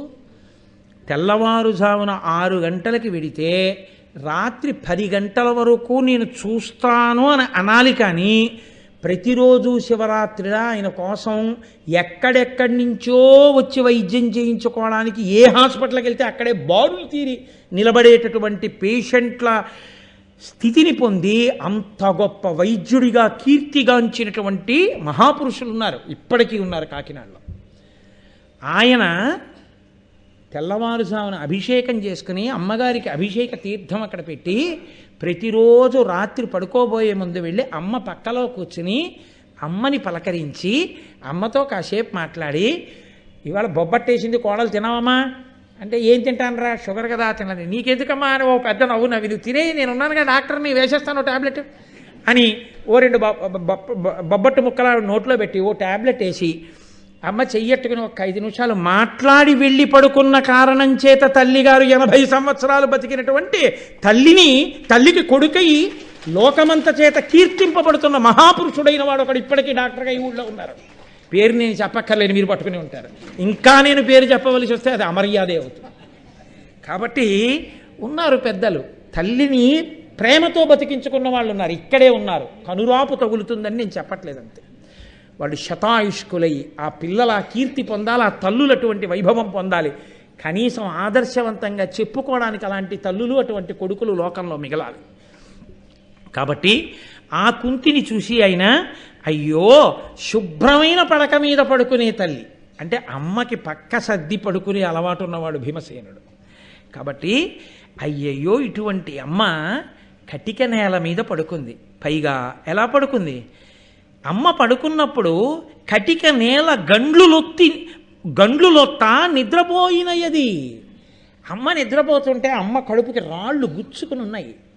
రాళ్ళు గుచ్చుకుని ఉంటే నిద్రపోతోంది అమ్మ. అమ్మా ఎంత అలిసిపోయావమ్మా, ఎటువంటి దానివమ్మా, 5 కొడుకుల ఉండి నిన్ను శుభ్రమైన మంచం మీద పడుకోబెట్టుకోలేకపోయావు, కటిక నేల మీద బడలిపోయి రాళ్ళు గుచ్చుకుంటూ నిద్రపోతున్నావా? ఇందుకు పనికొచ్చిందా మా పరాక్రమం? ఈ బాధ కట్టి కొడపదండి దుర్యోధనుణ్ణి. అధర్మం నిలబడుతుందా? వెంటనే ఆయనకి జ్ఞాపకం వచ్చింది. ఏం అపకారం చేశాం, పెద్ద తండ్రి బిడ్డలం కదా, మా నాన్నగారు బ్రతికున్నంత కాలం అంత సేవ చేశాడు కదా, ఇంత అన్యాయం చేస్తాడా? రాత్రికి రాత్రి మమ్మల్ని కాల్చేసే ప్రయత్నం చేశాడా? మా అమ్మ కన్న కడుపు చల్లనిది కాబట్టి భీష్మ ద్రోణ కృపాచార్య విదురాది పెద్దల ఆశీర్వచనం మాకుంది కాబట్టి, మా అన్న ధర్మం మాకుంది కాబట్టి మేము బతికి బట్ట కట్టాం. ఎక్కడో దూరంగా ధ్వని వినపడుతోంది, బహుశా ఏదో ఊరుంది ఎక్కడో. కానీ నేను పరాకుగా ఉంటాను ఈ రాత్రి, ఇది అరణ్యం, వీళ్ళు 4 నిద్రపోతున్నారు, నేను కూడా నిద్రపోతే ఇబ్బంది రావచ్చు. కాబట్టి నేను తెలివిగా ఉండి వీళ్ళు హాయిగా నిద్రపోయేటట్టుగా చూస్తాను అని తాను నిద్రపోకుండా హాయిగా నిద్రపోతున్నటువంటి ఆ మిగిలిన అన్నదమ్ముల్ని అమ్మి సంతోషంగా పడుకుంటే నేను రక్షిస్తున్నాననుకుని ఆనందంగా అమ్మయ్యా బతికి బట్ట కట్టామని చెట్టుకి వీపు చేర్చి అలా చూస్తూ ఆలోచిస్తూ సంతోషంగా ఉన్నటువంటి భీమసేనుడు చూస్తుండగా వాళ్ళు నిద్రపోతున్నప్పుడు చప్పుడు చేయకుండా మనం సభని పూర్తి చేసి వాళ్ళు లేచిన తర్వాత రేపు సాయంకాలం మళ్ళీ ప్రసంగం మొదలుపెడతాం. కాబట్టి మంగళాశాసనపరై మదాచార్య పురోగమై సర్వైశ్చ పూర్వైరాచార్యై సత్కృతాయాస్తు మంగళం. మంగళం కోసలేంద్రాయ మహనీయ గుణాత్మనే చక్రవర్తి తనూజాయ సర్వభౌమాయ మంగళం. ఉమాకాంతాయ కాంతాయ కామితార్థప్రదాయినే శ్రీగిరీశాయ దేవాయ మలినాథాయ మంగళం. కరచరణకృతం వా కర్మవాక్కాయజం వా శ్రవణనైరజం వా మానసం వాపరాధం విహితం వా సర్వమేత్తక్షమస్వ. శివ శివ కరుణాబ్ధే శ్రీ మహాదేవ శంభో. సర్వం శ్రీ ఉమామహేశ్వర పరబ్రహ్మార్పణమస్తు. స్వస్తి.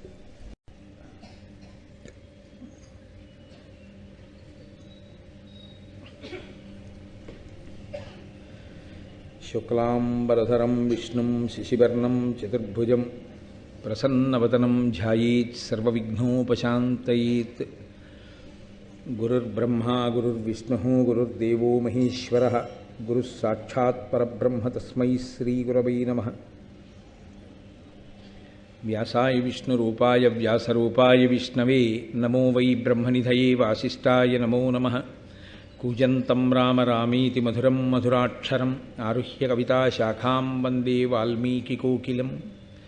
శృతిస్మృతిపురాణానాం ఆలయం కరుణాలయం నమామి భగవత్పాదశంకరం లోకశంకరం. వాగర్ధావివ సంపృక్తౌ వాగర్ధప్రతిపత్తయే జగతః పితరౌ వందే పార్వతీపరమేశ్వరౌ. సూక్తిం సమగ్రయతున స్వయమైవ లక్ష్మీః శ్రీరంగరాజమహిషీమధురైః వైదగ్ధ్యవర్ణగుణగుంభనగౌరవైర్యాం కండూలకర్ణకుహరాः కవయోధయంతి.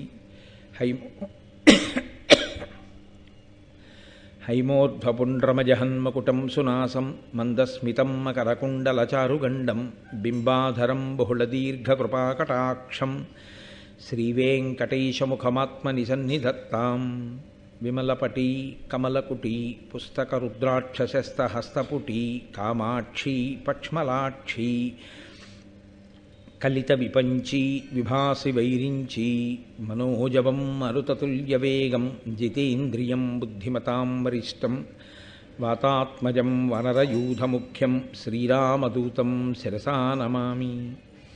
ఆపదామపహర్తారం దాతారం సర్వసంపదాం లోకాభిరామం శ్రీరామం భూయో భూయో నమామ్యహం.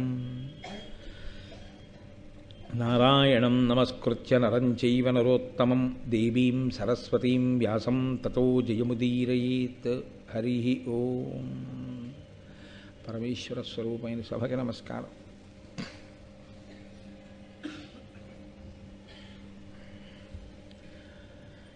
నేను మీతో ప్రస్తావించి ఉన్నాను, ధర్మము ఎక్కడుంటుందో అక్కడ పరమేశ్వరుని యొక్క అనుగ్రహం ఉంటుంది. పరమేశ్వరానుగ్రహమునకు మార్గము ధర్మమును అవలంబించుటయే. పాండవులు ధర్మాన్ని పట్టుకున్న కారణం చేత వారికి ఈశ్వరుని యొక్క పరిపూర్ణమైనటువంటి అనుగ్రహం కలిగింది. ఆ కలిగిన కారణం చేత వారికి ఆపదల నుంచి బయటపడడానికి కావలసినటువంటి సాధనములు అలా సమకూరే. విదురుని వంటి మహాపురుషుడు వారికి ఆనుకూల్యుడై, ఆ ధృతరాష్ట్రుడు అతని కుమారులు కలిసి పాండవుల్ని ఎలా లాక్షాగృహమునందు దగ్ధం చేద్దామనుకుంటున్నారు అన్న విషయాన్ని తెలుసుకున్నవాడై ఆ కనకుణ్ణి పంపబట్టి ఆ సొరంగ మార్గంలో వాళ్ళు లక్క ఇల్లు తగలబడిపోయినప్పుడు ఎటువంటి ప్రమాదము లేకుండా బయటపడి ఆ అరణ్యానికి చేరుకున్నారు. చేరుకుని నిద్రపోతున్నటువంటి పాండవుల్ని భీముడు తన మిగిలిన సోదరుల్ని తల్లి అయినటువంటి కుంతీదేవిని చూచి బాధపడుతున్నటువంటి ఘట్టం దగ్గర నిన్న మనం ఆపి ఉన్నాం. ఇంతలో ఆ పక్కనే మద్ది చెట్ల యొక్క పెద్ద ఆ తోట ఒకటి ఉంది. ఆ మద్ది చెట్ల వెనకాతలే ఉన్నాడు రాక్షసుడు. అతని పేరు హిడింబుడు. అతను మహాభారతంలో ఈ ఘట్టం ఆదిపర్వంలో చాలా చాలా గొప్ప ఘట్టం, చాలా ప్రత్యేకమైన ఘట్టం. ఎందుకంటే ఈ ఘట్టం భీమసేనుడి వలన రక్షణ పొందడం ఒక ఎత్తు అయితే, ఇది తరువాతి కాలంలో అర్జునుణ్ణి కాపాడింది. అర్జునుణ్ణి ఈ ఘట్టం కాపాడి ఉండకపోతే కురుక్షేత్ర సంగ్రామం ఇంకోలా తిరిగిపోయి ఉండేది. అసలు పాండవులకి విజయలక్ష్మి వరించే అవకాశం లేదు. ఇదే పునాది వేసింది అర్జునుడి ప్రాణరక్షణకు. ఈశ్వరుడి యొక్క అనుగ్రహము అంటూ ఉండాలి, కానీ ఆ అనుగ్రహం ఎప్పుడో రావలసినటువంటి ఆపద నుంచి తప్పించడానికి ఇప్పుడే కావలసినటువంటి సంభారములను సమకూరుస్తుంది. ఆయన అనుగ్రహం లేదనుకోండి, ఇప్పుడు బాగుంది అనిపించినటువంటి వర్తమానంలోని సంఘటన భవిష్యత్తులో చాలా ఉపద్రవాన్ని తీసుకొచ్చేదై ఉంటుంది. అది సర్వకాలముల యందు రక్షణ కల్పించేదిగా ఉండాలి అంటే ఒక్క ఈశ్వరుని యొక్క అనుగ్రహము వినా మార్గము వేరొకటి ఉండదు. అందుకే ఆ హిడింబుడు అక్కడే ఉన్నాడు. ఆయన నరమాంస భక్షకుడు, ఆయన మనుష్యుల్ని తింటాడు. అందున నిద్రపోతున్న వారిని తినేయడం అంటే చాలా తేలిక. ఒళ్ళు తెలియకుండా నిద్రపోతున్నటువంటి అన్నదమ్ములు తల్లి అక్కడ ఉండగా భీమసేనుడు ఎక్కడో సరోవరానికి వెళ్ళి మంచినీళ్లు తేవడం కోసమని వెళ్ళాడు. నిజంగా ఈ సమయంలో, ఆ నిద్రపోతున్న సమయంలో ఏ ఉపద్రవం జరగకుండా హిడింబాసురుని యొక్క దృష్టి వాళ్ళ మీద పడకుండా కాపాడినవాడు ఎవరయ్యుండి ఉండాలి? అక్కడ మన కంటికి కనపడడానికి సాక్ష్యంగా ఎవరూ లేరు, ఇదిగో ఫలానా వాళ్ళు రక్షించారు అని. భీముడు తిరిగి వచ్చి చెట్టు కింద కూర్చుని తాను కూడా నిద్రపోవడం మొదలుపెట్టాడు అనుకోండి. సాధారణంగా లోకంలో ఎలా ఉంటుందంటే, అసలు బడలిక ఎవరు ఎక్కువ పొందారో వాడికన్నా తక్కువ బడలిక పొందినటువంటి వ్యక్తి నిద్రపోతున్నాడు అనుకోండి, దాని ప్రభావం పక్కనున్న వాడి మీద పడుతుంది. అందుకే ఆవలింతకు అన్నదమ్ములు ఉన్నారు అంటారు. ఒకడు ఆవలించారనుకోండి, పక్క వాళ్ళకి ఆవలింత వస్తుంది. అందుకే మీరు సాధారణంగా చూడండి, ఆర్టీసీ బస్సెస్లో డ్రైవర్కి సమాంతరంగా ఉండేటటువంటి సింగిల్ సీట్లో కూర్చున్న వ్యక్తి ఆవలిస్తున్నా నిద్రపోతున్నా డ్రైవర్లు ఒప్పుకోరు. నువ్వు వెనక్కి వెళ్ళిపోయి కూర్చో అంటారు. ఎందుకంటే వాళ్ళు ఆవలిస్తున్నా, వాళ్ళు నిద్రపోతున్నా ఆ దుష్ప్రభావం డ్రైవర్ మీద కూడా పడుతుంది. కాబట్టి బడలిక ఎక్కువ ఉన్నవాడు తొందరగా నిద్రపోతాడు. అంతగా బడలిపోయినటువంటి భీమసేనుడు మిగిలినటువంటి అన్నదమ్ములు నిద్రపోతున్నటువంటి విషయాన్ని చూసి ఆయన కూడా నిద్రపోయాడు అనుకోండి, అప్పుడు మరీ ఉపద్రవం రావాలి. కానీ భీముడికి నిద్ర రాకుండా చేసి ఏదో కష్టాలు జ్ఞాపకానికి వచ్చి అతను అలా చెట్టు కింద కూర్చుని అన్నదమ్ముల్ని తల్లిని చూసేటట్లు అంతసేపటి వరకు అతను సరోవరానికి వెళ్ళి తిరిగి వచ్చేంత వరకు హిడింబాసురుని యొక్క మనస్సు, ఆయన యొక్క దృష్టి ఈ పాండవుల మీద పడకుండా ఉండేటట్టు ఎవరు కాపు కాశీ ఉండి ఉంటారు? ఈశ్వరుడు వినా ఇంకొకడు లేడు. ఈశ్వరుడు ఎందుకు అలా ఆనుకూల్యతా సిద్ధిని అక్కడ కల్పించాలి? ఒక్కటే కారణం, వాళ్ళు ధర్మాన్ని పట్టుకొని ఉన్నారు. ధర్మము అన్న మాటని చాలా జాగ్రత్తగా అర్థం చేసుకోవాలి. ధర్మము నేను తరచూ మనవి చేస్తుంటాను, ధ్రియతేవా జనైరితి ధర్మం. ఈశ్వరుడు ఈ పిండాండాన్ని సృష్టించినప్పుడే బ్రహ్మాండమునందు భోగస్థానములను సృష్టించాడు. ఇక్కడ కన్నిచ్చాడు, బయట చూడడానికి కొన్ని అందాలు ఇచ్చాడు, ఓ జలపాతం, పూల తోట, ఇలాంటివన్నీ. ఇక్కడ చెవి ఇచ్చాడు, బయట శబ్దములను ఇచ్చాడు. ఇక్కడ చర్మాన్ని ఇచ్చాడు, బ్రహ్మాండంలోంచి స్పర్శ సుఖాన్ని ఇచ్చాడు. ఇక్కడ నాలుకనిచ్చాడు, బయట రుచులు పెట్టాడు. ఇవి పెట్టింది నువ్వు అనుభవించవద్దు అని కాదు. అలా అయితే ఈశ్వరుడు ఒక రకమైనటువంటి పైశాచికత్వం ఉన్నటువంటి వాడు అవుతాడు. మనం ప్రలోభపడేవి, మనం ఇష్టపడేవి మన కన్నుల ఎదుట ఉంచి వీటిని నువ్వు అనుభవించవద్దు అన్నాడు అనుకోండి, అది పైశాచికత్వం. ఈశ్వరుడు అలా ఎప్పుడూ చెప్పలేదు. ధర్మము అన్న మాటకు అర్థం ఏమిటంటే బ్రహ్మాండములోని సుఖములను ఈ పిండాండము పొందడానికి ఆయన ఒక నియతి ఏర్పాటు చేశాడు, ఒక కట్టుబాటు ఏర్పాటు చేశాడు. నువ్వు ఇలా అనుభవించు, నేనేమీ అనను. ఈ కంటితో చూడు, ఈశ్వర ప్రసాదంగా చూడు. నాలుకతో తిను, సాత్వికమైన పదార్థాన్ని తీసుకుని ఈశ్వరార్పణం చేసి ఒకరికి పెట్టి తిను. చెవితో మధురమైన శబ్దములను విను, భగవత్ సంబంధమైన విషయములను విను, తప్ప పనికిమాలినవన్నీ చెవులతో వినవద్దు. దేనికి మనం పాడవుతామో అవి వద్దని, ఏవి ఎంత అనుభవించాలో అంత అనుభవించమని ఈశ్వరుడు చేసిన శాసనమునకే ధర్మమని పేరు. యథార్థమునకు ధర్మం తప్పాడంటే అర్థం ఏమిటండి? ఎలా పట్టుకోవాలో అలా పట్టుకోలేదు. అలా పట్టుకుని ఉంటే దానివలన పాపము రాదు. పాపమే ఈశ్వరునకు జీవునకు మధ్య ప్రతిబంధక స్వరూపము. పాపం ఏం చేస్తుందంటే ఈశ్వరానుగ్రహం మన మీద పడనివ్వదు. ఈశ్వరానుగ్రహాన్ని పడనకుండా మధ్యలోకి అడ్డు వచ్చేటటువంటి పాపము దేని కొరకు చేస్తాడు అంటే లౌల్యము చేత. ఏమవుతుందిలే అని మనసు చెప్పిన మాట విని చెయ్యకూడని రీతిలో, అనుభవించకూడని రీతిలో బ్రహ్మాండమునందున్న సుఖములను తాను అనుభవిస్తాడు.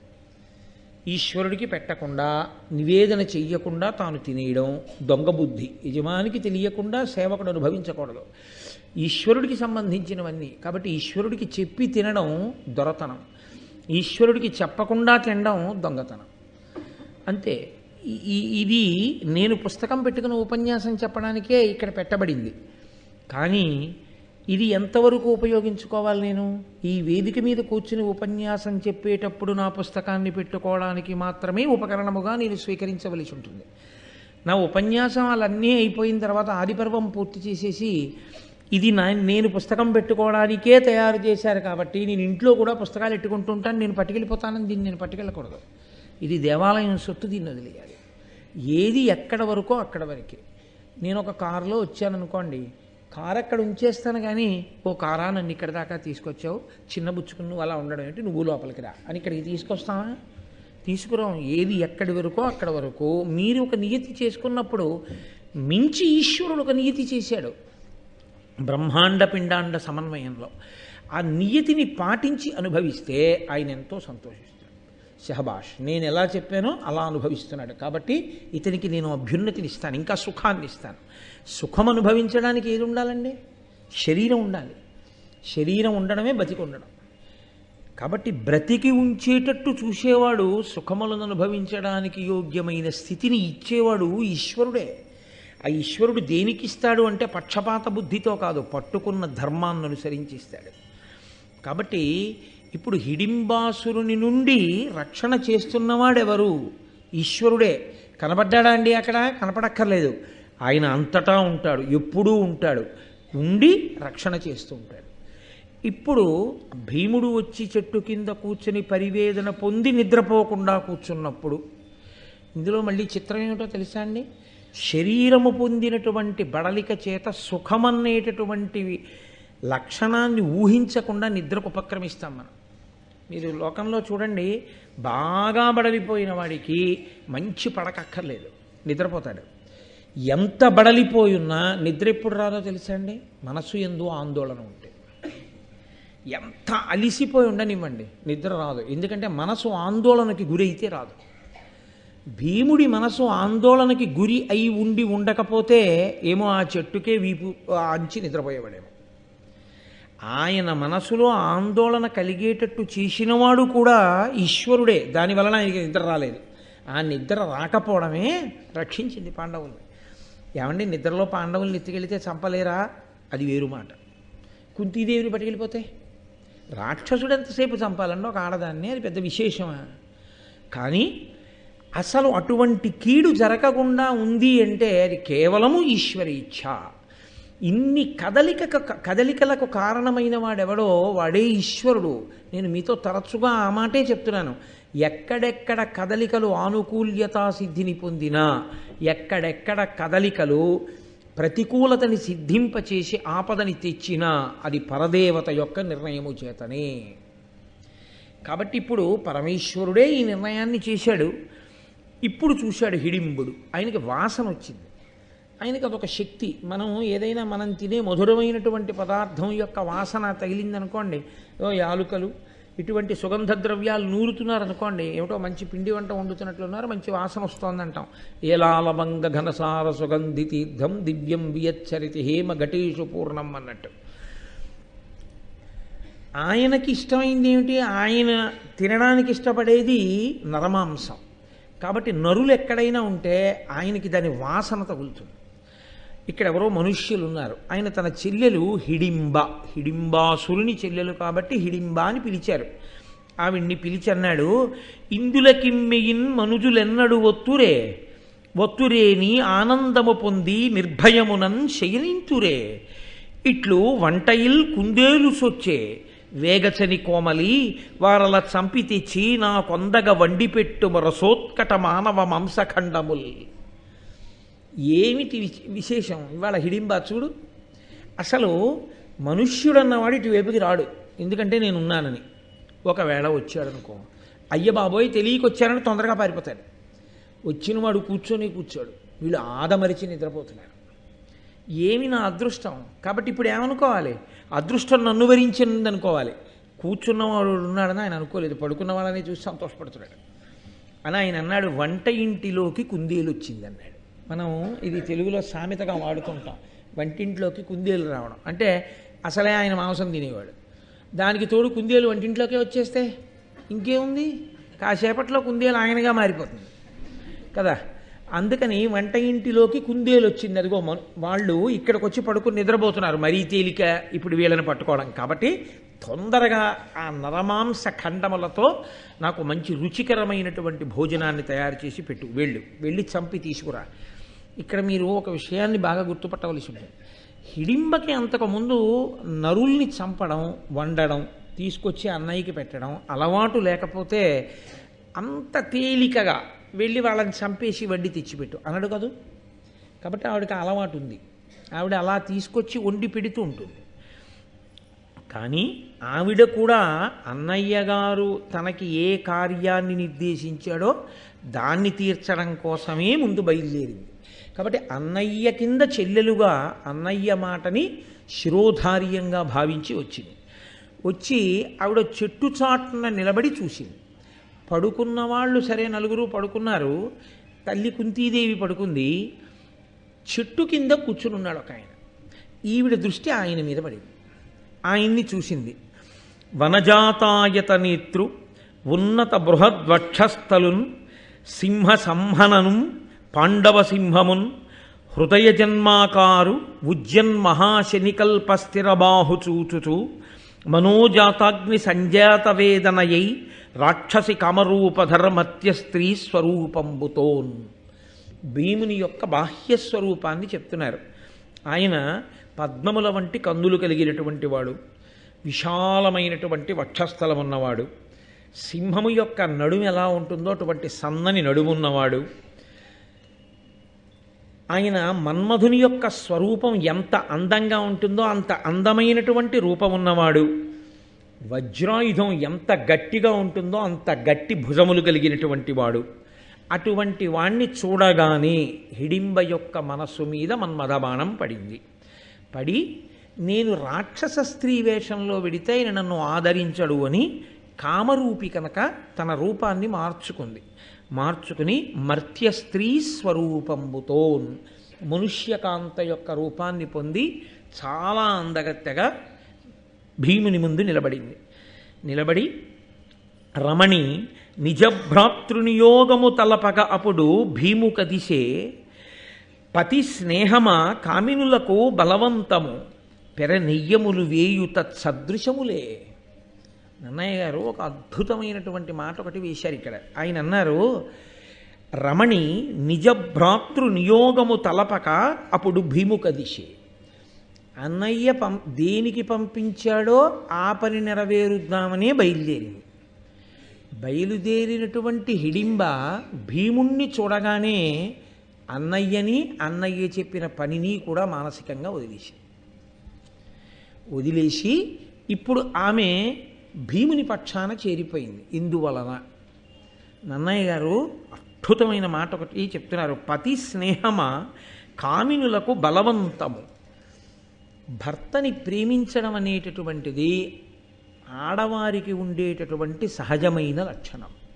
దాని ముందు 1000 స్నేహములు కూడా. స్నేహము అన్న మాటని మీరు కొంచెం జాగ్రత్తగా అర్థం చేసుకోవాల్సి ఉంటుంది. స్నేహము అంటే ఏమిటో తెలుసా అండి? బాగా అర్థం కావాలి అంటే నేను దాన్ని చెప్పాలంటే బీయింగ్ స్టికీ అని. బీయింగ్ స్టికీ అంటే అంటిపెట్టుకుని ఉండుట. అంటిపెట్టుకుని ఉంటే స్నేహం అంటారు. ఎప్పుడూ మనసులో ఆయన గురించి ఏదో ఆలోచిస్తూ ఉంటే, నా మిత్రుడు చాలా మంచివాడని నేను ఎవరో నా స్నేహితుడి గురించి ఆలోచిస్తున్నాను అనుకోండి, నేను ఆయనని అంటిపెట్టుకుని ఉన్నాను అని గుర్తు. ఈ అంటిపెట్టుకోవడం అన్నదానికే ఊడిపోవడం అన్న లక్షణం కూడా ఉంది. అంటుకున్నది ఏదో అది ఊడిపోతూ ఉంటుంది కూడా. చాలా అంటుకుంటాయి, ఒకటంటుకోదు. జీవితంలో అంటుకునేవి ఒక్కటే అంటుకోవాలని ఏం లేదు, చాలా అంటుకుంటాయి. అందులో ఈయన నా స్నేహితుడు అంటాను, ఆయన నా స్నేహితుడు అంటాను, ఆయన నా స్నేహితుడు అంటాను, బోళ్ళంతమంది స్నేహితులు. అంటే ఇంతమంది నన్ను అంటుకున్నారు. తమ్ముడు అంటుకున్నాడు, అన్నయ్య అంటుకున్నాడు, ఇవన్నీ అంటుకున్నాయి అనుబంధములుగా. ఇవన్నిటికన్నా పెద్దదైపోతుందట ఒక అంటుకోవడం. ఎవరాయనంటే భర్త అన్న ఆ స్నేహభావం అది అంటుకోగానే ఆడది దీన్ని అంటిపెట్టుకుని ఉండడం కోసం మిగిలిన వాటిని విడిచిపెట్టేస్తుందట కూడా. అందుకు నెలకి 3 వానల్లో ఒక వాన కురిపించమని చెప్పారు. పతివ్రత అయిన స్త్రీ కారణంగా ఒక వాన కురియాలి అని చెప్పారు. ఎందుకో తెలుసా అండి? పుట్టింది ఒక చోట, తల్లిదండ్రుల మీద ప్రేమ ఉండదా? ఉంటుంది. ఆ తోడ పుట్టిన వాళ్ళ మీద ప్రేమ ఉండదా? ఉంటుంది. తను పుట్టి పెరిగిన ప్రదేశం మీద ప్రేమ ఉండదా? ఉంటుంది. తన చుట్టూ ఉన్నటువంటి స్నేహితులు, ఆ వాతావరణం, దీని మీద ప్రేమ ఉండదా? ఉంటుంది. భర్త ఎప్పుడు వచ్చాడు జీవితంలోకి? ఒక 15 రోజుల క్రితం వచ్చాడు. తాళి కట్టిన తర్వాత 15 రోజుల క్రితం వచ్చాడు తప్ప నిజానికి అతనికి సంబంధించినటువంటి గుణగణములు ఏమీ ఆమెకి తెలియదు. ఈమె గురించి ఆయనకి తెలియదు. ఇవన్నీ ఎప్పటి నుంచో అంటుకున్నవి. తాను పుట్టినప్పుడే ముందు పుట్టేసిన వాళ్ళు అంటుకున్నారు, తాను పుట్టిన తరువాత పుట్టిన వాళ్ళు అంటుకున్నారు, తాను పుట్టి పెరుగుతున్నప్పుడు సమాజంలో చాలామంది అంటుకున్నారు. అంటే స్నేహాలు అయ్యాయి. ఇన్ని వదిలేసింది. ఏదంటుకున్నందుకు? ఆయన అంటుకున్నందుకు ఇంతమందిని వదిలేసి విమానం ఎక్కి అమెరికా వెళ్ళిపోయాడు. ఎవరిని చూడాలి ఇప్పుడు? అమ్మ కనపడుతుందా? 2 రోజులు కూతుర్ని విడిచిపెట్టి అమ్మ ఊరెడితే ఫోన్ చేసి, అమ్మ ఎప్పుడొచ్చేస్తావమ్మా, అమ్మ ఎప్పుడొచ్చేస్తావమ్మా, నాన్నగారండి ఎప్పుడొచ్చేస్తారండి అనే పిల్ల అలా అనదు. ఎలా వదిలేసింది అంత తేలిగ్గా? తండ్రిని ఎలా వదిలేసింది, తల్లిని ఎలా వదిలేసింది, తోబుట్టువుల్ని ఎలా వదిలేసింది, ఉన్న ఊరిని ఎలా వదిలేసింది, స్నేహితుల్ని ఎలా వదిలేసింది. ఒక్కటి పెద్దదంటుకుంటే మిగిలినవన్నీ వదిలిపెడుతుంది. ఇది ధార్మికత అంటారు. ధర్మము. భార్య ఆమె ధర్మపత్ని, ఆమె ఎందు ధార్మికత ఉన్నది అన్న మాటకు అర్థం ఏమిటో తెలుసా అండి? ఆయనకు భార్యగా స్నేహం అంతే తప్ప ఇక ఆ స్థానంలోకి ఇంకోళ్ళు రారు. అన్నయ్య స్థానంలోకి చాలామంది వస్తారు. తోడబుట్టినవాడే అయ్యి ఉండక్కర్లేదు, మీరు మా అన్నయ్య గారు లాంటి వారండి అంటారు అని అన్నయ్య గారని పిలుస్తారు. అన్నయ్య గారిని పిలిచిన తర్వాత అన్నయ్య లాంటి వాడే. తమ్ముడు గారు అంటారు, తమ్ముడు గారు లాంటి వారే. మా తండ్రి గారు లాంటి వారు అంటారు, బాబాయ్ గారు అంటారు, పెదనాన్న గారు అంటారు. మీరు మామయ్య గారు లాంటి వారని మామయ్య గారు అంటారు. కానీ ఒక్క స్థానంలో మాత్రం ఆ స్థానంలో ఒక్కడే ఉంటాడు, భర్త ఒక్కడే. ఆ స్థానం యొక్క గొప్పతనం అంతే. ఆ అంటుకోవడం అదే పెద్ద అంటుకోవడం. ఆయన పక్కన ఉండనివ్వండి, దూరంగా ఉండనివ్వండి, ఎక్కడున్నా నేను ఆయన సొత్తు, ఆయనకు చెందినదానని ఆ భావన ముందు మిగిలిన భావాలు వదిలిపెట్టేస్తుంది అంతే. అది సహజంగా ఆడపిల్ల యందు ఉన్నది. అది ఉన్నది కాబట్టే ధర్మం నిలబడింది ఈ దేశంలో. అందుకే భోగకాంతగా స్వీకరించరు, ధర్మపత్నిగా స్వీకరిస్తారు. అంటే మీరు ఈ నన్నయ్య గారు చెప్తున్న ఈ పద్యంలో ఒక అపురూపమైన విషయాన్ని ఆయన ప్రవేశపెట్టారు. మనకి ఇప్పటి వరకు ఏం తెలుసంటే, హిడింబాసురుని చెల్లెలు అంటే హిడింబ చాలా పెద్ద రాక్షసి, ఆమె నరమాంసం తింటుంది, అన్నయ్యకి నరమాంసం పెడుతుంది, ఆమె భీముణ్ణి పాండవుల్ని చంపి తీసుకెళ్ళడానికి వచ్చింది. కాబట్టి ఇప్పుడు ఆమె భీముని యందు కామం కలిగి ఒకవేళ రూపాన్ని మార్చుకున్నా ఆమె బుద్ధి అంత మంచిది కాదేమో అన్న అనుమానం ఒకటి మనలో ఉండిపోతుంది కదా. నన్నయ్య గారు ఎంత గొప్ప పద్యంతో నివృత్తి చేస్తున్నారో చూడండి. ఆమె పతిభావమును పొందింది, ఆడది ఇలాంటి భావాన్ని పొందితే మిగిలినవి వదులుతుంది కదూ అన్నారు ఆయన. అంటే ఇప్పుడు ఆమె కామము ధార్మికమా, ఆమె కామము కేవలము భోగానురక్తియా? ఒక రాక్షస స్త్రీ స్వభావంతో పుట్టినది రాక్షస స్త్రీగా, కానీ ఆమె కోరుతున్నది భీముణ్ణి పతిగా. అంటే ఒకవేళ భీముడు కొంతకాలమే ఆవిడితో ఉండి వెళ్ళిపోయినా, కొంతకాలము ఉండి వెళ్ళిపోయిన కారణం చేత భీముణ్ణి తన కడుపున మోసి కొడుకుగా కంటుంది. ఆమెని పత్ని అంటారు, యజ్ఞంలో పక్కన కూర్చుంటుంది. భీముణ్ణి కడుపున మోసి భీముణ్ణి కొడుకుగా కంటుంది. అందుకని భీమతేజస్సే, భీమబలమే ఘటోత్కచ బలం. అలా కంటుంది. ఆ తర్వాత ఇంకా ఆమెకి భోగం అక్కర్లేదు. ఆమె నేను భీముని పత్నిని అని శేష జీవితం గడిపేస్తుంది. ఎలా గడిపేస్తుంది? చాలు, భీముని ప్రతిరూపం నాకు కొడుకుగా దొరికాడు, అతని లాలనలో పాలనలో ఆమె గడిపేయగలదు. ఆమెకి భర్త పక్కనే ఉండాలని కూడా లేదు. ఒక రాక్షస స్త్రీ పుట్టుక చేత లోపల పట్టుకున్న ధర్మం అంత గొప్ప ధర్మం. ఇది ఆమె మనస్థితికి కితాబ్. ఆమె ఎంత గొప్ప స్త్రీగానో పరిచయం చేస్తున్నారు. ఎందుకో తెలుసా అండి? దీని వెనకాతల ఒక కారణం ఉంది. హిడింబ ఇప్పుడు కానీ భీముడిని పెళ్లి చేసుకోవడం అంటే భీముడికి భార్య అయితే పాండురాజు గారికి వచ్చిన మొట్టమొదటి కోడలు. ఆమెకి కొడుకు ముందు పుడతాడు. ఆమెకి కొడుకు పుడతాడు కాబట్టి పాండురాజు యొక్క కుమారులైన పాండవులలో మొట్టమొదటి మనవడు కుంతీదేవికి హిడింబ వల్లే పుడతాడు. అటువంటి వంశాంకురం పుట్టే ముందు ఏ దైవము పడుకున్న వాళ్ళని రక్షించిందో ఆ దైవము ఒక పనికిమాలిన కాంతని భీముని పక్కకి ఎందుకు తీసుకొస్తుందండి? పైగా ఇటువంటి కాంతని తీసుకొస్తోంది అంటే భావిలో ఏదో గొప్ప రక్షణ జరగాలి కదా. కాబట్టి ఎన్నిటిని ఈశ్వరుడు సమకూరుస్తున్నాడు. ఒక రాక్షస స్త్రీ యందు ఎంత ధర్మం ఉన్నదో, ధర్మం అన్నది ఉండాలి, కానీ ఉపాధి ఏది అన్న దాంతో సంబంధం లేదు. ధర్మం ఒకటి ఉంటే మీరు ప్రస్తుతి చేయవలసిందే, మీరు పొగడవలసిందే తప్ప జాతిని చూసి రాక్షస స్త్రీగా పుట్టింది కాబట్టి ఆవిడ ఎంత ధార్మికంగా ఉన్నా మేము భీముడికి భార్యగా ఒప్పుకోం అని తీర్పు చెప్పడానికి అంగీకారయోగ్యము కాదు. అంతే. ధర్మమే ప్రధానము. ఇతిహాసమైనటువంటి భారతం, పంచమవేదమైనటువంటి భారతం ధర్మాన్ని అంత గొప్పగా చూపిస్తుంది. కాబట్టి అటువంటి హృదయంతో ఆమె వచ్చి నిలబడి ఉంది. ఇప్పుడు ఆమె భీముడికి సమీపంగా వెళ్ళి భీముడితో అంది, పతివైన నిన్నుంచేకొని మా ఎన్న ఎగ్గు చెయ్యక కాచున్, మరి నీవా పతివి గుణాకరా ఈ జన్మమున మహాస్నేహమునన్. ఎంత పెద్ద మాట వేసిందో చూడండి. నువ్వు నాకు పతివైతే, భర్తవైతే నిన్ను మా అన్నయ్య చంపేయడు. మిగిలిన వాళ్ళ సంగతి అలా ఉంచు, నిన్ను చంపడం. ఎందుకని అంటే నా బావగారు చెల్లెలి మొగుడు, అందుకని వదిలేస్తాడు. నా పసుపు కుంకాలు తుడిచేయుడుగా అన్నయ్య అయ్యుండి, అందుకని నీ జోలికి రాడు. నువ్వు మరి నీవ పతివి గుణాకర ఈ జన్మమున మహాస్నేహమునన్, ఈ జన్మకంతటికీ నువ్వే నా పతివి అన్నాడు. రాక్షస స్త్రీల లక్షణం ఎలా ఉంటుందంటే, ఒకరిని భర్తగా స్వీకరించి ఆయన శరీరం పడిపోయినా సరే వాళ్ళకి అందంగా కనపడితే ఇంకో పురుషుడి దగ్గరికి వెడతారు. రామాయణంలో శూర్పణఖను చూడలా మీరు?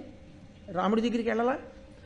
కానీ ఈమెంటోంది, నేను అటువంటి దానిని కాను, నేను గుణాకర గుణములకు సముద్రము వంటి వాడా, నేను నిన్ను చూశాను, మన ఇద్దరి మధ్య స్నేహం ఆజన్మాంతరం.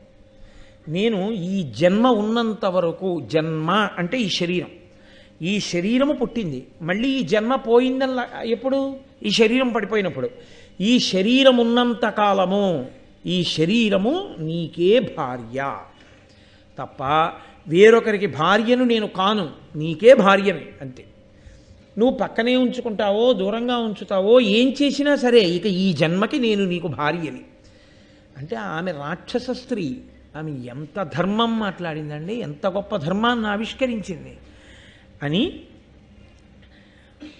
ఆ పడుకున్నటువంటి మిగిలిన నలుగురు పాండవుల్ని కుంతిని చూసి అంటోంది, ఉరడు సురేంద్రునైన బలియుండు హిడింబుడు వాని బారికిన్ వెరవని వారలుంగలరే, వీరలు ముందరెరుంగ రక్కట ఇరిగిన ఏని ఇట్లు తమ ఇండుల నుండిన ఎట్లు మెచ్చకే మరి శయనింతురే కడు ప్రమాదము చేసిరి బుద్ధిహీనులై. ఏమిటో వాళ్ళ ఇంట్లో ఉన్నట్టు పడుకున్నారు. చూడండి, మనం ఈ మాట ఎక్కువ వాడుతుంటాం, మా ఇంట్లో ఉన్నట్టుందండి అంటాం. ఏమిటి మా ఇంట్లో ఉన్నట్టు? మా ఇంట్లో ఉన్నట్టు అన్నది మానసిక భావన. మీరు బాగా గుర్తుపెట్టుకోండి. ఇప్పుడు ఏదో పై ఊరు వెళ్ళారు, ఎక్కడ ఉపన్యాసాలు చెప్పడానికి, వాళ్ళు మీకు చేసిన లోటు ఏం లేదు. శుభ్రంగా ఏసీ రూమ్ ఒకటి ఇచ్చారు, శుభ్రంగా అయ్యా అర్చన చేసుకుంటారా అన్నారు, కొబ్బరికాయలు ఇచ్చారు, పువ్వులు తెచ్చారు, అభిషేకం చేసుకుంటారా అన్నారు, ఆవు పాలు తీసుకొచ్చారు, పూజ అయ్యాక చెప్పండి గుళ్ళోకి తీసుకెడతా ఉన్నారు, సాయంకాలం ఉపన్యాసం చెప్పండి అన్నారు. ఏం చెప్తే అదే విన్నారు. ముప్పొద్దులా మీకు ఏం కావాలో అది వండి చక్కగా వంట బ్రాహ్మణ్ణి పెట్టి మీకు అన్నీ వండించి పెట్టారు. ఓ 10 రోజులు ఉపన్యాసాలు చెప్పాక అబ్బాయి ఇంటికి వెడితే బాగుండండి అంటాం. ఏమి ఎందుకు? ఇంట్లో ఏసీ ఉందా, ఇంట్లో ఇలా వంట బ్రాహ్మణులు ఉన్నారా, ఏమి ఎందుకు ఇంటికి వెళ్ళిపోవడం? నా భావన, నాది అంతే. కరెంటు లేకపోతే పేడాపోయేది, ఉత్తరీయం గుండెల మీద వేసుకుని విసిరికర్రెట్టి విసురుకుంటూ పడుకుంటే చాలు, నిద్రపడుతుంది. నాదన్న భావన ఎందు సౌఖ్యం ఉన్నది. వీళ్ళు నా ఇల్లు అన్నట్టు పడుకున్నారు అడవిలో. ఇది హిడింబాసురుడి ఇల్లు, ఆయన ఉండే స్థానం. ఏమిటో ఇంత ఆదమరిచి నిద్రపోతున్నారు. ఇంద్రుడే వచ్చినా ఈయనతో యుద్ధం చేయడానికి భయపడతాడు, హిడింబాసురుడితో, మా అన్నయ్యతో. వీళ్ళు ఇలా నిద్రపోతున్నారు. ఏమనాలి వీళ్ళని? బుద్ధిహీనులై. వీళ్ళు బుద్ధిహీనులు, ఎక్కడ ఎలా నిద్రపోవాలో తెలియని వాళ్ళు, ఇంట్లో పడుకున్నట్టు పడుకున్నారు అది అని. ఆవిడంది, పాండవులు మిగిలిన వాళ్ళ సంగతి అలా ఉంచు, నిన్ను నేను దూరంగా తీసుకెళ్ళిపోతాను, మా అన్నయ్యకి తెలియకుండా. మన ఇద్దరం వివాహం చేసుకుని సంతోషంగా క్రీడించి జీవితాన్ని గడుపుదాం, మా అన్నయ్యకి తెలియకుండా. అంటే భీముడు అన్నాడు, విను బేల, ఎట్టి కష్టుడు తన పురుష గుణంబు సెడగ తల్లిని తో పుట్టిన వారి విడిచి రాగంబున చపల స్త్రీ సుఖంబు పొందుని చెప్పుమా. భీముడు నిజానికి హిడింబ యొక్క హృదయంలో ఉన్న ఔన్నత్యాన్ని అర్థం చేసుకోవడంలో పొరపాటు పడ్డాడు. ఆయన అన్నాడు, చపల అని కదన్నాడు, చాంచల్యమైనటువంటి మనసున్నదానా, ఇప్పుడు నీకు నా యందు అనురక్తమయ్యావు కాబట్టి నీవు నాతో కలిసి వచ్చేస్తానంటున్నావు. రేపొద్దున్న నీకు మీ అన్నయ్య మీద అనుబంధం ఏర్పడుతుంది. నేను పడుకున్నప్పుడెప్పుడో నన్ను కోచి తీసుకెళ్ళి మీ అన్నయ్యకి పెడతావు. నువ్వు చపల స్త్రీవి, నీ మనసు ఎప్పుడూ ఒకలా ఉండదు. పైగా బేల అంటే సరి అయిన నిర్ణయం చేసుకోలేక ఎప్పటికీ ఏది తోస్తే అలా ప్రవర్తించేటటువంటి స్థితి ఉన్నదానా.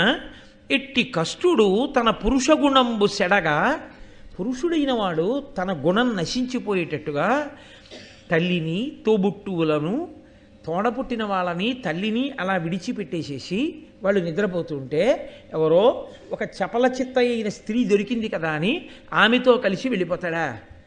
నా తమ్ముళ్ళు, నా అన్నగారు, నా తల్లి ఏమైపోయినా పర్వాలేదా? ఏమిటి మాట్లాడుతున్నావు నువ్వు? ఇలా మాట్లాడచ్చా అని క్రచ్చరనొక్క రక్కసుడు కాడు సురాసురులెల్లనొక్కటై వచ్చిన నీవు చూడక అమార్య బలోన్నతి చేసి వారలన్ రచ్చి వధింతుగాక ఇటు వచ్చి శ్రమం పడియున్న ఇచ్చటన్ మెచ్చగు వీరిదైన సుఖనిద్రకు భంగము చెయ్యునేత్తునే. మీ అన్నయ్య వస్తే ఏదో ఇంద్రుణ్ణి ఇది చేసేస్తాడు, ఎటువంటి వారినైనా పరాక్రమంలో పడగొట్టగలడు అంటున్నావు కదా. నేను నీతో ఒక మాట చెప్తున్నాను చూడు. క్రచ్చరనొక్క రక్కసుడు కాడు సురాసురులెల్లనొక్కటై వచ్చిన నీవ చూడగా అవార్య బలోన్నతి చేసి వాళ్ళలను రచ్చి వధింతుగాక. సురాసురులందరూ కలిపి కట్టుకుని యుద్ధానికి వచ్చినా సరే నేను ఒక్కడే చంపేస్తాను. మీ అన్నయ్య ఎంత ఇటు వచ్చి శ్రమం పడియున్న ఇచ్చటం మెచ్చగు వీరిదైన సుఖనిద్రకు భంగము చేయనిర్తునే. చంపడం కూడా ఎలా చంపుతానో తెలుసా? ఈ పడుకున్న వాళ్ళకి నిద్రకి భంగపాటు రాకూడదు, చప్పుడవకుండా చంపేస్తాడు. సురాసురులందరూ వచ్చినా సరే. నిజంగానండి, ఇందులో ఆశ్చర్యం ఏమిటో తెలుసా? ఈ విజ్ఞత, ఈ గొప్పతనం లేదని మీరు అనుకోకూడదు. ఇక్కడ హిడింబాసురుణ్ణి వధించే ముందు అలాగే ప్రవర్తించాడు ఆయన. సరే, పాండవులు లేచారు, వేరే విషయం.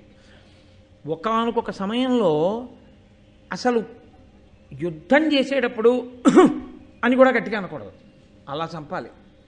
అటువంటి స్థితి వచ్చింది. అందులో సామాన్యుని కాదు, కీచకుణ్ణి. ఏమాత్రం చప్పుడైనా ఎవరైనా లేచారంటే గుట్టు రట్టయిపోతుంది. మళ్ళీ 12 ఏళ్ళు అరణ్యవాసం, 1 సంవత్సరం అజ్ఞాతవాసం. అలాగే చంపేశాడు కీచకుణ్ణి. ఆయన నోటితో అన్నదేమీ డాంబికం కాదు, అదేమీ ప్రలాపం కాదు. ఆయన నిజంగా అటువంటి సమర్థుడు. భీముడు ఎంత గట్టిగా మాట్లాడేస్తున్న వాళ్ళ కనపడతాడో అంత దూరాలోచన కలిగినటువంటి వాడు మహానుభావుడు భీమసేనుడు. అవన్నీ ఈశ్వరాంశలు కనుక శ్రమపడి ఇక్కడ నిద్రపోతున్న వాళ్ళకి నిద్రకి భంగపాటు కలగకుండా, వాళ్ళకి ఏ ఇబ్బంది రాకుండా చంపేస్తాను మీ అన్నయ్య వస్తే. కాబట్టి నువ్వేం బెంగ పెట్టుకోకు, మీ అన్నయ్య వచ్చి నన్ను ఏదో చేసేస్తాడని. ఈలోగా చాలా ఆలస్యం అయిపోయింది. ఈవిడొచ్చి ఈయనతో మాట్లాడుతూ కూర్చుంటే ఆయనకి ఆకలికి ఉండే లక్షణం ఏమిటో తెలుసా అండి? ఇంకా వంట లేదంటే ఏదో పేపర్ చదువుకుంటానో టీవీ పెట్టుకునో కూర్చుంటాడు. అంతా అయిపోయిన తర్వాత వడ్డిస్తానులేండి, కాసేపు ఆగి కాసేపు మాట్లాడుకుని వడ్డిస్తాను అనుకోండి, సర్రుమంటాడు. బుర్ర ఉందా లేదా? ముందు తిని మాట్లాడుకుందాం, అంతేగాని తర్వాత వడ్డిస్తానంటే ఏంటంటాడు. ఎదురుగుండా వంట సిద్ధమైపోయిన తర్వాత పెట్టకపోతే కోపంగా ఉంటుంది. వాళ్ళేమో పడుకుని నిద్రపోతున్నారా? నోరు చచ్చిపోయిందా?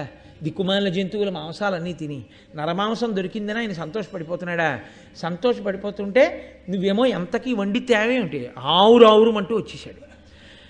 కాలమేఘం ఎలా ఉంటుందో అలా ఉన్నాడు. 8 కోరలు, ఆ వెంట్రుకలు బిరుసు వెంట్రుకలు, ఇంతంత వెంట్రుకలు పైకి లేచి నిలబడి ఉన్నాయి.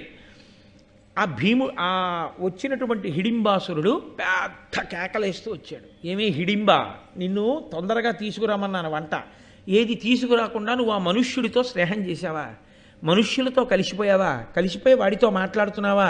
ఉండు, నీ పని పడతాను, వీళ్ళతో పాటు నిన్ను చంపేస్తానన్నాడు. అది రాక్షసత్వం అంటే.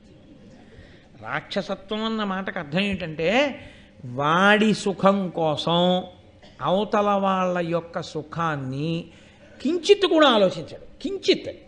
ఇదే కదూ సుందరకాండలో సీతమ్మ మాట అంటుంది. రాక్షసత్వము అన్న మాటకి రావణాసురుడి యొక్క అవధి లేనితనం ఏమిటంటే చచ్చిపోతానంటే చచ్చిపోవడానికి కావలసిన కత్తి ఇవ్వడం, విషయం ఇవ్వడం. బతుకుదామంటే తాను కోరుకున్నట్టు బతకనివ్వడం, రాముడి దగ్గరికి వెళ్ళనివ్వడం. ఇదే రాక్షసత్వం అంటే. కాబట్టి ఆ హిడింబాసురుని యొక్క ఉద్ధతి ఎటువంటిదంటే ఆయన చెల్లెల్ని కూడా చంపేస్తాడు ఇప్పుడు. కాబట్టి ఇప్పుడు ఆమె గబగబా వెళ్ళి ఆ భీమసేనుడి చాటును దాక్కుంది. వచ్చి ఆ చాటును దాక్కుని ఉండగా ఆయన యుద్ధానికి వచ్చాడు. భీముడు అన్నాడు, ఇక్కడ గట్టిగా మన ఇద్దరం యుద్ధం చేసి మళ్ళా యుద్ధం చేసి నేను పొడిచి నువ్వు నన్ను పొడిచి మనం అరిస్తే వీళ్ళు లేస్తారు, బాగుండదు. కాబట్టి దూరంగా పోయి యుద్ధం చేద్దాం. వాడు వింటాడా? వాడు వచ్చి మీనబడ్డాడు. నన్నయ్య గారు అన్నారు, చాలా చిన్న జంతువు ఒకటి దొరికింది అనుకోండి, చాలా చిన్న జంతువు దొరికితే సింహం దాన్ని పట్టుకెళ్ళిపోవలసి వచ్చింది అనుకోండి, అసలే సింహం అది. ఆ సింహం ఏనుగు దానికి దున్నపోతు దొరికితే కాళ్ళతో తంతు నోట పట్టుకుపోతుంది. అది అంత బలమైనటువంటి ప్రాణి సింహం అంటే. అటువంటి సింహం ఓ కుందేలు దొరికింది అనుకోండి, ఏంటి దాన్ని ఆ కుందేలు పట్టుకెళ్ళడం దానికి పెద్ద లెక్క ఏంటి? అలా ఇలా పట్టుకెళ్ళదు, మళ్ళీ దాని డొక్కల దగ్గర నోట కరచి పట్టుకుని గిల గిల గిల అది కొట్టుకోవాలి, కానీ ఇది మాత్రం ఏమీ కదలకుండా చక్కగా అలాగే నోట పట్టుకుని పరిగెత్తుకుంటూ వెళ్ళిపోతుంది. అలా ఒక చిన్న ప్రాణిని సింహం తన నోట పట్టుకుని ఎలా తీసుకుని వెళ్ళిపోతుందో అలా భీమసేనుడు ఆ హిడింబాసురుణ్ణి ఒడిసి పట్టి దూరంగా ఈడ్చుకుపోయి అక్కడ అతనితో కలిసి మల్ల యుద్ధం చేస్తున్నాడు. మల్ల యుద్ధం చేసి అతన్ని చంపే ప్రయత్నం చేస్తున్నాడు. ఈ హిడింబ దూరంగా వీళ్ళ దగ్గర నిలబడింది. ఈ పాండవులు ఆ చప్పుడికి లేచారు. కుంతీదేవి కూడా లేచింది. వాళ్ళు లేచినప్పుడు వాళ్ళకు ఒక విషయం స్పష్టంగా కనపడింది. భీముడు ఎవరో రాక్షసుడితో యుద్ధం చేస్తున్నాడు కాబట్టి అర్థమైపోయింది, ఓహో మనం నిద్రపోయాం, ఈయన లేచున్నాడు, వాడు వచ్చాడు, ఈయన కొడుతున్నాడు కాబట్టి వాడు చచ్చిపోతాడు, అంతవరకు తెలుసు. ఈవిడెవరు? రాక్షస స్త్రీ అయితే అటు భీముడి మీద అన్నా పడాలి, మానవ స్త్రీ అయితే ఆమెను ఎప్పుడూ ఆయన హిడింబాసురుడు ఎత్తుకుపోయి ఉండాలి. ఈవిడ ఉన్నదేమో మానవ స్త్రీగా ఉంది, నిలబడింది వీళ్ళ దగ్గర నిలబడింది. భీముడేమో రాక్షసుడితో యుద్ధం చేస్తున్నాడు. అసలు వీళ్ళే అరణ్యంలోకి రావడం విచిత్రం అనుకుంటే ఇంత అందమైన మానవకాంత ఒక్కతే అరణ్యంలోకి ఎలా వచ్చి నిలబడింది ఇక్కడ? ఇంతసేపు ఎవరిని పిలవకుండా ఎందుకు నిల్చున్నట్లు? ఇది వాళ్ళకు ఆశ్చర్యకరమైనటువంటి విషయం. ఇప్పుడు ముందు కుంతి అడిగింది, ఎవరు నువ్వు, ఏమిటి ఆ యుద్ధం, ఎందుకు నించున్నావు అని అడిగింది. అడిగితే ఆవిడంది, నీల జీమూతంబులీల నాక్షేపించి నల్లలై తోతించు నల్ల గృహము గల హిడింబుడను బలితంపు రక్కసు చెలియల ఆతండు వెలయ మీకు రోయక అహితంబు సేయనన్ పంచిన చనుదించి ఏను మీ తనయునందు బతి బుద్ధి తాల్చి యుద్ధత మన్మధార్తనై మసలిన అసుర వచ్చి అలిగి మీ తోడ నన్నును కలయబట్టి మృంగనున్న అయ్యసురతోడంకడంగి మల్ల యుద్ధంబు చేయుచు అల్ల చోటనున్నవాడు మీ సుతుడు దర్పోన్నతుండు. ఇది ఎలా ఉంటుందంటే, ఏదైనా మనకి తెలియని విషయాన్ని అయోమయంగా ఉన్నప్పుడు అడిగామనుకోండి, ఏమిటండి ఇలాగా అని, అక్కడ ఉన్నవాళ్ళు గబగబగబ దీర్ఘవాక్య నిర్మాణం చేసేస్తూ జరిగిన వృత్తాంతాన్ని అంతటినీ గుక్క తిప్పుకోకుండా చెప్పేశారనుకోండి, అంటే గబగబా చెప్పేయాలన్న సందట్లో అది ఎలా ఉంటుందో హిడింబ చెప్పడం అలాగే చెప్పింది, పద్యం అలాగే పడింది. అంటే హిడింబ ఆ సమయంలో ఎలా మాట్లాడాలో అలాగే నన్నయ్య గారి ఘంటం కదిలింది అంతే. అది మహానుభావులైనటువంటి వారి రచనా విధానం అని. అంతేగాని ఇప్పుడు ఆ భీముడిని వర్ణించి, హిడింబాసురుణ్ణి వందించి, ఆయన గుహని వర్ణించి, ఆయన జీవితాన్ని వర్ణించి ఇవన్నీ చేస్తే సోది చెప్పినట్టు ఉంటుంది. ఆపత్కాలమునందు ఎలా మాట్లాడతారో అలాగే మాట్లాడింది. కాబట్టి ఆవిడంది, ఇదిగో ఆ నల్లగా ఉన్నాడే భీముడితో యుద్ధం చేస్తున్నవాడు ఆయనే మా అన్నయ్య హిడింబాసురుడు, అదిగో అక్కడ కనపడుతున్న ఆ పెద్ద నల్లటి ఇల్లుందే అదే మా ఇల్లు, నేను ఆయన చెల్లెల్ని. ఇక్కడ మీరందరూ పడుకోవడం చూసి నరమాంసం దొరికింది, వెళ్ళి వాళ్ళని చంపి వండి పట్టుకురా తినేద్దామన్నాడు, నేను కూడా అందుకే వచ్చాను. తీరా వచ్చి చూసిన తర్వాత మీ అబ్బాయి భీమసేనుడి మీద నా మనసు నిలబడింది. మన్మథజ్వరానికి లోనైన దాననై భీమసేనుడితో నేను చెప్పుకుంటుండగా మా అన్నయ్యకి కోపం వచ్చి నన్ను మిమ్మల్ని కూడా తినేస్తానని వస్తే భీమసేనుడు అదిగో మీకు నిద్రాభంగం అవుతుందని దూరంగా తీసుకుపోయి అక్కడ మల్ల యుద్ధం చేస్తున్నాడు, కొంచెం సేపట్లో మీ అబ్బాయి మా అన్నయ్యని చంపేస్తాడు. ఆవిడ తెల్లబోయింది. ఎందుకు తెల్లబోయిందో తెలుసా అండి? అబద్ధం చెప్పలేదు. రాక్షస స్త్రీ అంటే, రాక్షసుడు అంటే ఎప్పుడో తప్ప నిజం చెప్పని వాళ్ళు. ఈవిడ ఎక్కడా అబద్ధం చెప్పలేదు.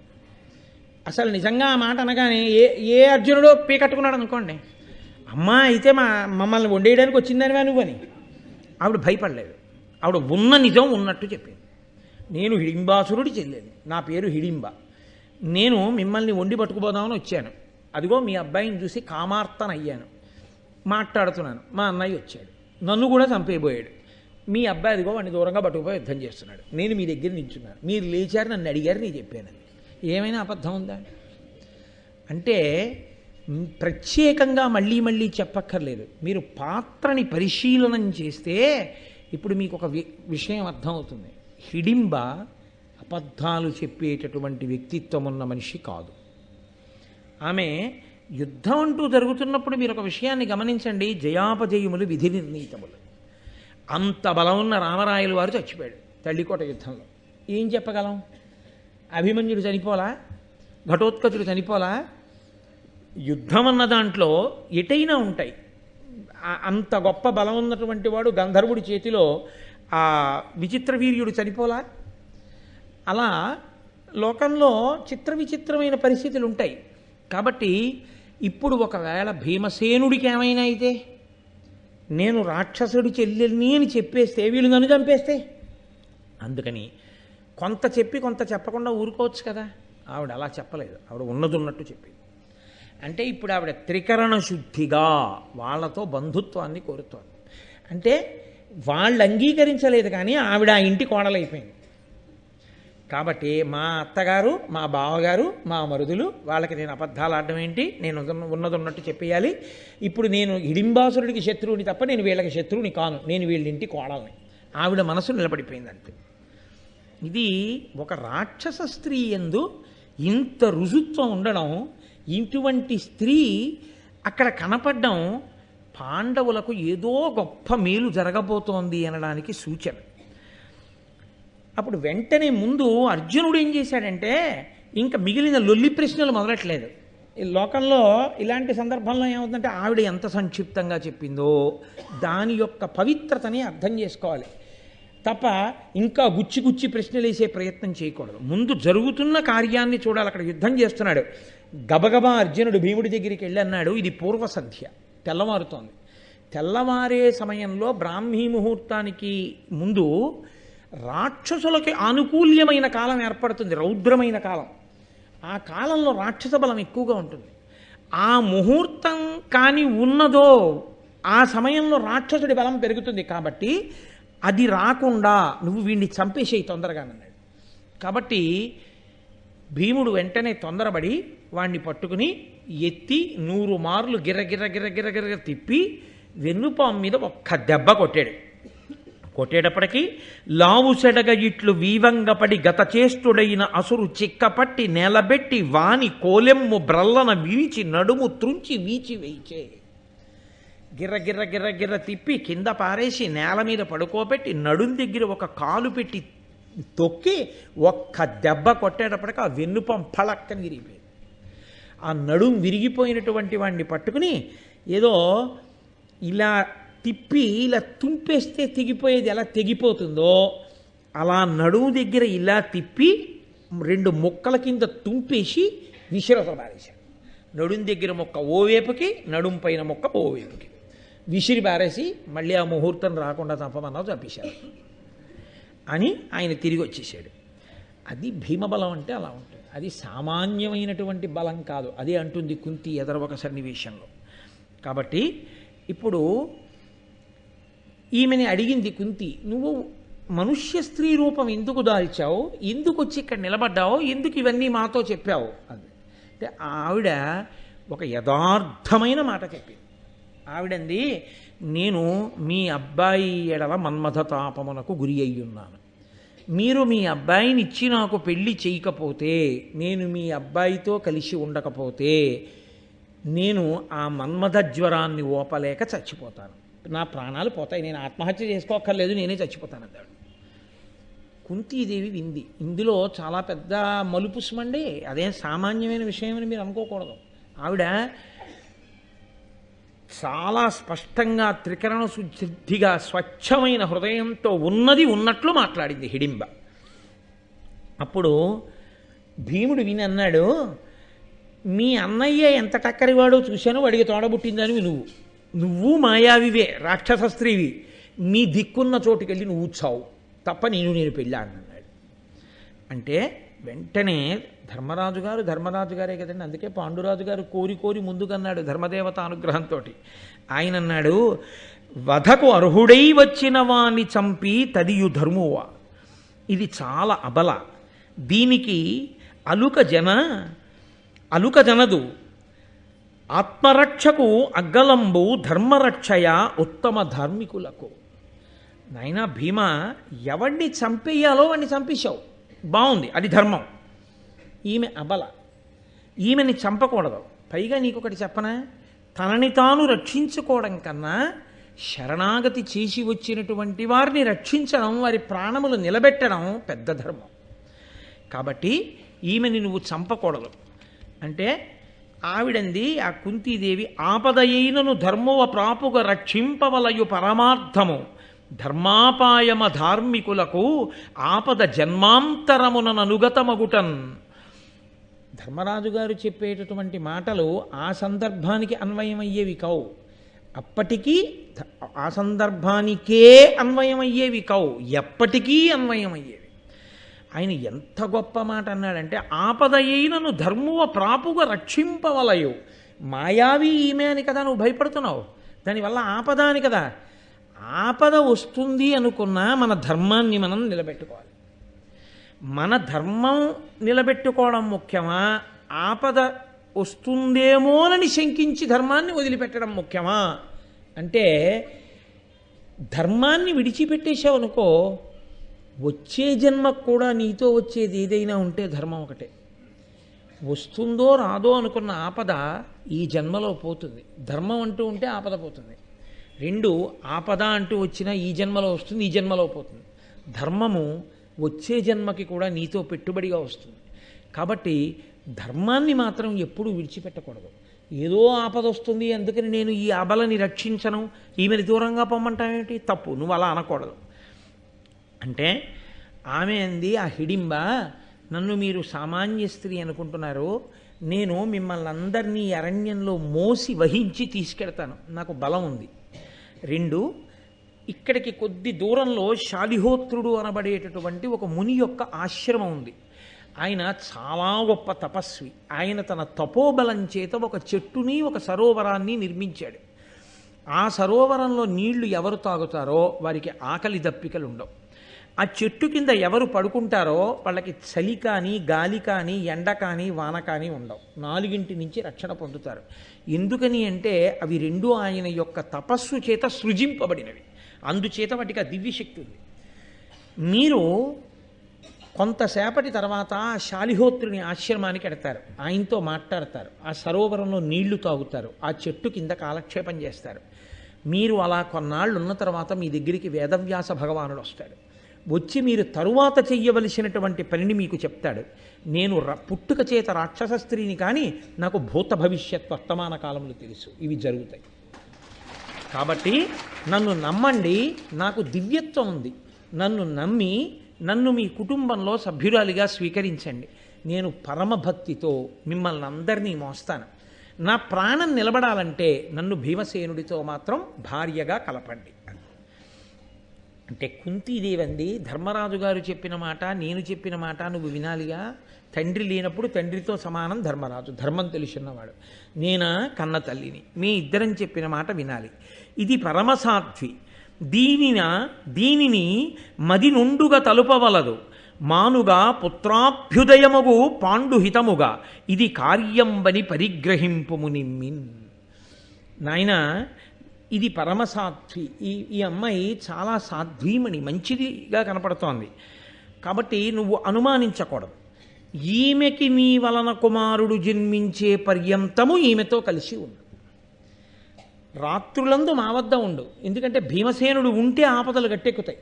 రాత్రులందు మా వద్ద ఉండు, తెల్లవారగానే హిడింబతో కలిసి నువ్వు విహారం చేయి కావలసిన ప్రదేశాల్లో. రాత్రి మాత్రం కొడుకుని తీసుకొచ్చి అప్పచెప్పేసి. ఇలా ఎంతకాలము నువ్వు హిడింబతో కలిసి ఉండాలంటే పుత్రోదయం అయ్యే వరకు ఉండాలి. పాండురాజు గారి మొట్టమొదటి మనవడు నీ కొడుకు రూపంలోనే వస్తాడు. కాబట్టి పుత్రోదయం అయ్యే వరకు కలిసి ఉండండి ఇద్దరు అంది. ఆవిడ కూడా ఏమంది, ఈ జన్మకు పతివి నువ్వు అంది తప్ప ఈ జన్మాంతరము నీతోనే నేను ఉండాలని అనలేదు. కొడుకు పుడితే ఆ కొడుకుని చూసుకుని కేవలము భీమునికి భర్తగా బతికేస్తుందంతే. ఇక ఆమె జీవితంలో పరపురుష స్పర్శ ఉండదు, అదే ఆమె సాధ్వీత్వం. కాబట్టి ఆమె అంగీకరించింది కుంతీదేవి. సరే, అన్నగారు తల్లి చెప్పింది కాబట్టి భీమసేనుడు ఆ వచ్చినటువంటి హిడింబతో కలిసి పగటిపూట ఆ నదీ తీరముల యందు అరణ్యముల యందు పూదోటల యందు విహారం చేస్తుండేవాడు. చీకటి పడే వేళటికి పాండవుల వద్దకు వస్తుండేవాడు. అయితే ఇందులో ఒక పెద్ద ధర్మసూక్ష్మం ఒకటి ఇమిడి ఉంది. పాండవులు 5. 5గురిలో పెద్దవాడు ధర్మరాజు గారు. ఒక తండ్రి కడుపున పుట్టినటువంటి బిడ్డలకి అన్నగారు పెళ్లి చేసుకోకుండా ఉండగా అన్నగారి కన్నా చిన్నవాడు తమ్ముడు పెళ్లి చేసుకోకూడదు అలా పెళ్లి చేసుకున్నాడు అనుకోండి, తమ్ముడిని ఏమని పిలుస్తారంటే పరివేత్త అని పిలుస్తారు. అలా పెళ్లి తనకి పెళ్లి కాకముందే తమ్ముడి పెళ్ళి అయిపోయినా తాను పెళ్లి చేసుకోకుండా ఉండిపోయి అన్నయ్య హోదాలో వచ్చి అక్షతలు వేశాడు అనుకోండి, ఆయన్ని పరివేత్తి అని పిలుస్తారు.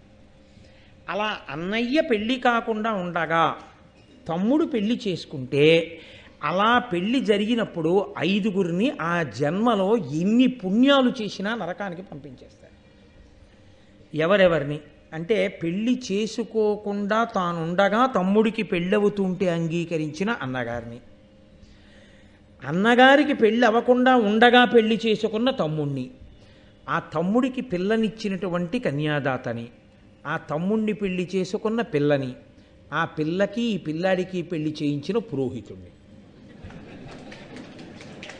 అది బ్రహ్మస్థానం కదండి. మరి బ్రహ్మస్థానం న్యాయం చెప్పద్దు.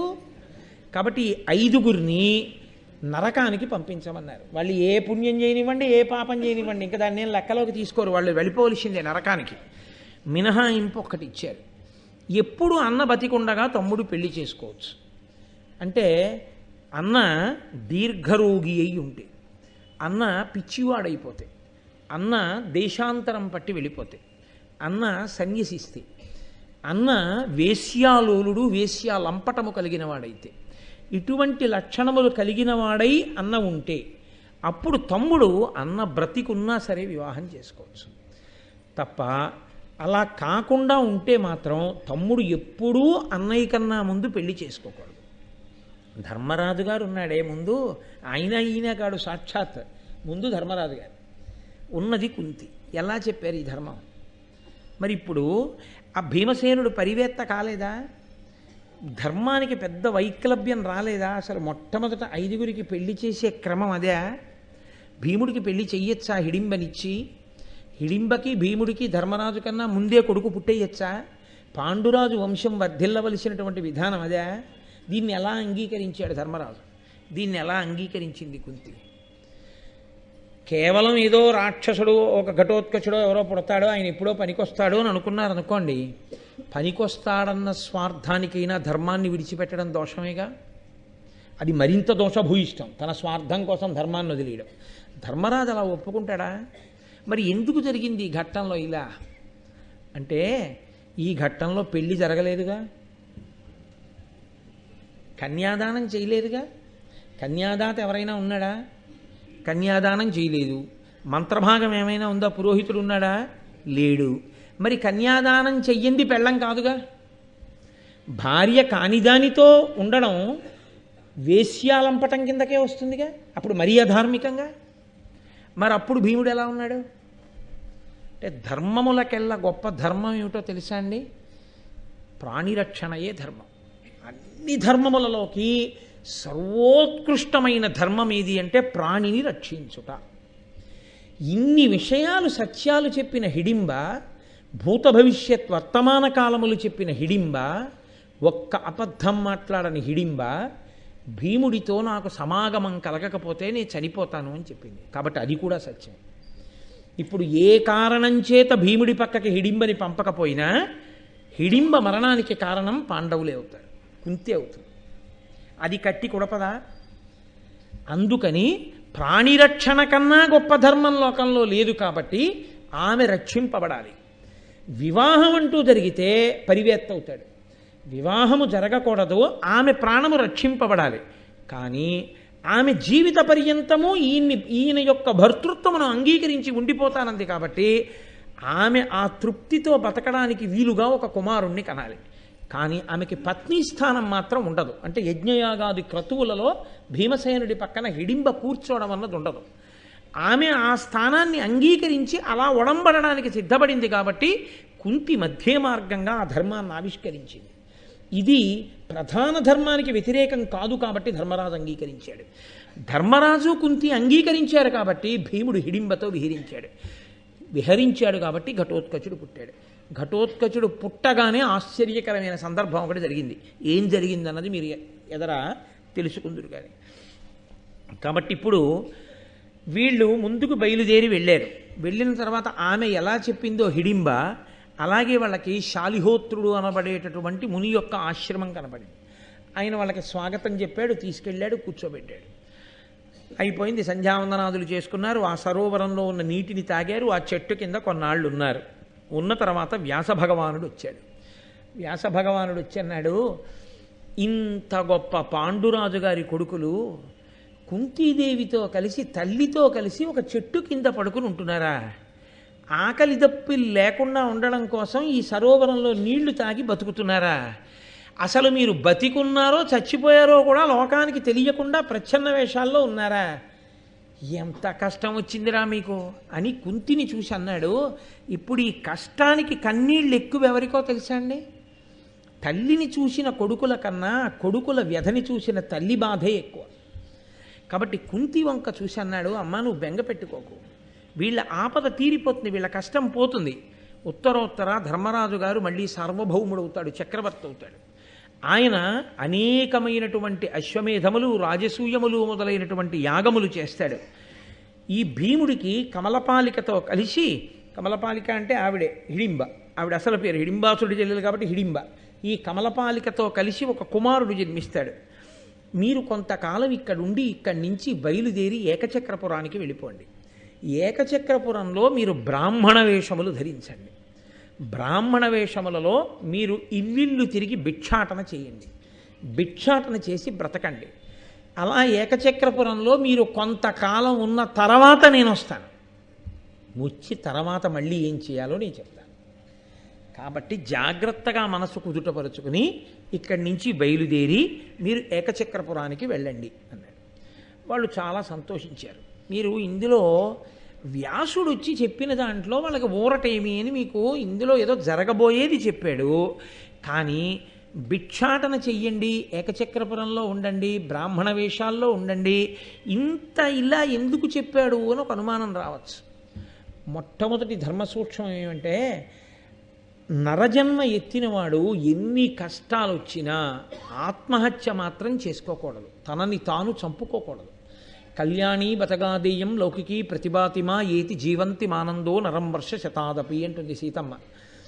100 సంవత్సరములు బతికితే అందులో 99 సంవత్సరముల 11 నెలల 29 రోజులు కష్టాలే పడ్డా చచ్చిపోయే ముందు ఒక్కరోజు శుభవార్తల పరంపర విని తీరుతాడు తప్ప శుభవార్త లేకుండా జీవితం ఉండదు. కష్టానికి ఓర్చుకోవాలి తప్ప కష్టాన్ని ఓర్చుకోకుండా శరీరాన్ని పడగొట్టకూడదు. ఎందుకో తెలుసా అండి? ఒక్కటే కారణం. అలా ఎందుకు చెప్తారండి అని మీరు నన్ను అడగచ్చు. కష్టం అన్నది ఎందుకు వస్తుంది? ఎవడు అంత కష్టంలో ఉన్నాడో వాడు చూస్తున్నప్పుడు వాడికి ఏమనిపిస్తుందంటే, ఇంతమంది సుఖపడుతున్నారు, నేను ఒక్కడనే కష్టపడుతున్నాను. ఈ కష్టం ఎందుకు వచ్చినట్టు అంత? ఆ కష్టాన్ని అనుభవింపచేయటం చేత ఈశ్వరుడు పూర్వజన్మలలో నువ్వు చేసిన పాపములను తీసేస్తాడు. ఈ పునర్జన్మయే సనాతన ధర్మమునకు ప్రాతిపదిక. నువ్వు అనుభవిస్తున్న సుఖముల కారణం చేత నువ్వు చేసిన పుణ్యాన్ని తీసేస్తాడు. సుఖపడుతున్నాడు, పుణ్యం పోతోంది. కష్టపడుతున్నాడు, పాపం పోతోంది. ఈ శరీరంతో ఉన్నావు, పాపాన్ని పోగొట్టుకోవచ్చు కాబట్టి సుఖాన్ని పొందొచ్చు. తర్వాత ఈ శరీరాన్ని పడగొట్టావు, ఇంకో పెద్ద పాపం ఒకటి వచ్చి చేరింది నీకు. తప్ప చేసుకున్న పాపం ఎలా పోతుంది? పోదు. కాబట్టి దీన్ని పడగొట్టకూడదు, దీన్ని ఉంచి దీని చేత అనుభవించడంలో ఓర్మిని పొందాలి. కాబట్టి ఈ ఓర్మిని పొంది ఉన్నవాడు ఎవడున్నాడో వాడు ఎప్పుడో అప్పుడు తప్పకుండా మళ్ళీ సుఖాన్ని అనుభవిస్తాడు. 2, లోకంలో బ్రాహ్మణుడు, క్షత్రియుడు వీళ్ళకి సరే ఇంకా కొంతమందితో పాటుగా యజ్ఞోపవీతం వేస్తారు. యజ్ఞోపవీతం వేశారు అంటే అర్థం ఏమిటంటే వాడు కేవలం వాడి కోసం మాత్రమే బతకవలసిన వాడు కాడు అని హెచ్చరిక. యజ్ఞోపవీతం బ్రాహ్మణుడికి ఎందుకేస్తారంటే నువ్వు భోగాలు అనుభవిస్తూ కూర్చో అని కాదు. భోగం తాను అనుభవించడం తగ్గించి తాను కష్టపడి వేదవేదాంగములను, పురాణములను, శాస్త్రములను ఆయన చదవాలి. చదివి ఏ ప్రయోజనాన్ని కోరకుండా లోకాన్ని ధర్మ మార్గంలో నిలబెట్టడానికి ఆయన ప్రబోధం చెయ్యాలి. అలా ప్రబోధం చెయ్యవలసిన బ్రాహ్మణుడే చచ్చిపోతే లోకానికి ఆదర్శం పోతుంది. ఆదర్శం పోతుంది కాబట్టి అవసరమైతే భిక్షాన్నం తినైనా నువ్వు బతకవలసిందే. అప్పుడు నువ్వు ఆదర్శం అవుతావు. ఏమీ మాట్లాడకుండానే ఆదర్శం అవుతావు. ఒరే అంత కష్టం వచ్చిందిరా మహానుభావుడికి, భిక్షాన్నం తిని బతికాడు తప్ప చచ్చిపోలేదు, భిక్షాన్నం తిని లోకాన్ని నిలబెట్టాడు, తాను నిలబడ్డాడు, అంత గొప్ప స్థితిని పొందాడు. కాబట్టి మనం ఎందుకు చచ్చిపోవాలి అని మిగిలిన వాళ్ళకి ఒక ఊరట, ఒక సందేశం కలుగుతుంది. 10 మందిని బతికించవలసిన వాడు క్షత్రియుడు. క్షత్రియుడి జీవితంలో హేయమైన విషయం మంచం మీద చచ్చిపోవడం. ఎప్పుడు? రాచరికం ఉన్నటువంటి రోజుల్లో, క్షాత్రధర్మం ఉన్న రోజుల్లో మాట గురించి నేను ప్రస్తావన చేస్తున్నాను. మంచం మీద కాదు చచ్చిపోవలసింది, యుద్ధభూమిలో శరీరంలోంచి నెత్తురు ఏరులు కారుతుండగా పడి చచ్చిపోయినా. అందుకే వీరస్వర్గం ఇస్తా ఉన్నారు. ఎందుకు వెళ్ళాడు యుద్ధానికి? ఒళ్ళు బలిసి యుద్ధం చేయకూడదు, ఒళ్ళు కొవ్వెక్కి యుద్ధం చేయకూడదు. అమాయకులైన వారిని, చెనకడానికి వచ్చిన వారిని శిక్షించడానికి యుద్ధానికి వెళ్ళి చచ్చిపోయినా బలహీనుడైన వాడిని రక్షించే ప్రయత్నంలో చచ్చిపోయాడు కాబట్టి వీరస్వర్గం ఇస్తారు. ఒంట్లో ఓపిక ఉండి కూడా బలహీనుడు పాడైపోతున్నా లేచి వెళ్ళి నిగ్రహించకుండా మంచం మీదే చచ్చిపోయిన వాడిని హీనలోకాలకు పంపించేస్తా ఉన్నారు. ధర్మం మాట్లాడింది శాస్త్రం. మీరే చచ్చిపోతే కష్టాలు వచ్చాయని మీకు అటువంటి ఆలోచన రాకూడదు. భిక్షాన్నం క్షత్రియుడు తింటుంటే క్షత్రియుణ్ణి అని చెప్పుకుని మీరు భిక్షకెడితే అదేంటయా, మీరు యుద్ధానికి వెళ్ళాలి తప్ప మీరు భిక్షాటన చేయడం ఏమిటయా అని ఎవరైనా రెచ్చగొట్టారనుకోండి. సమయము అని ఒకటి ఉంటుంది, దేశము కాలము అని 2 మాటలు ఉంటాయి లోకంలో. కలిసి వచ్చుట అంటారు దీన్ని. ఓర్పు ఎంతకాలం అంటే దేశము కాలము మీకు కలిసి రావాలి. దేశకాలములు కలిసి వచ్చేంత వరకు పట్టవలసిన దానికే ఓర్మి అని పేరు.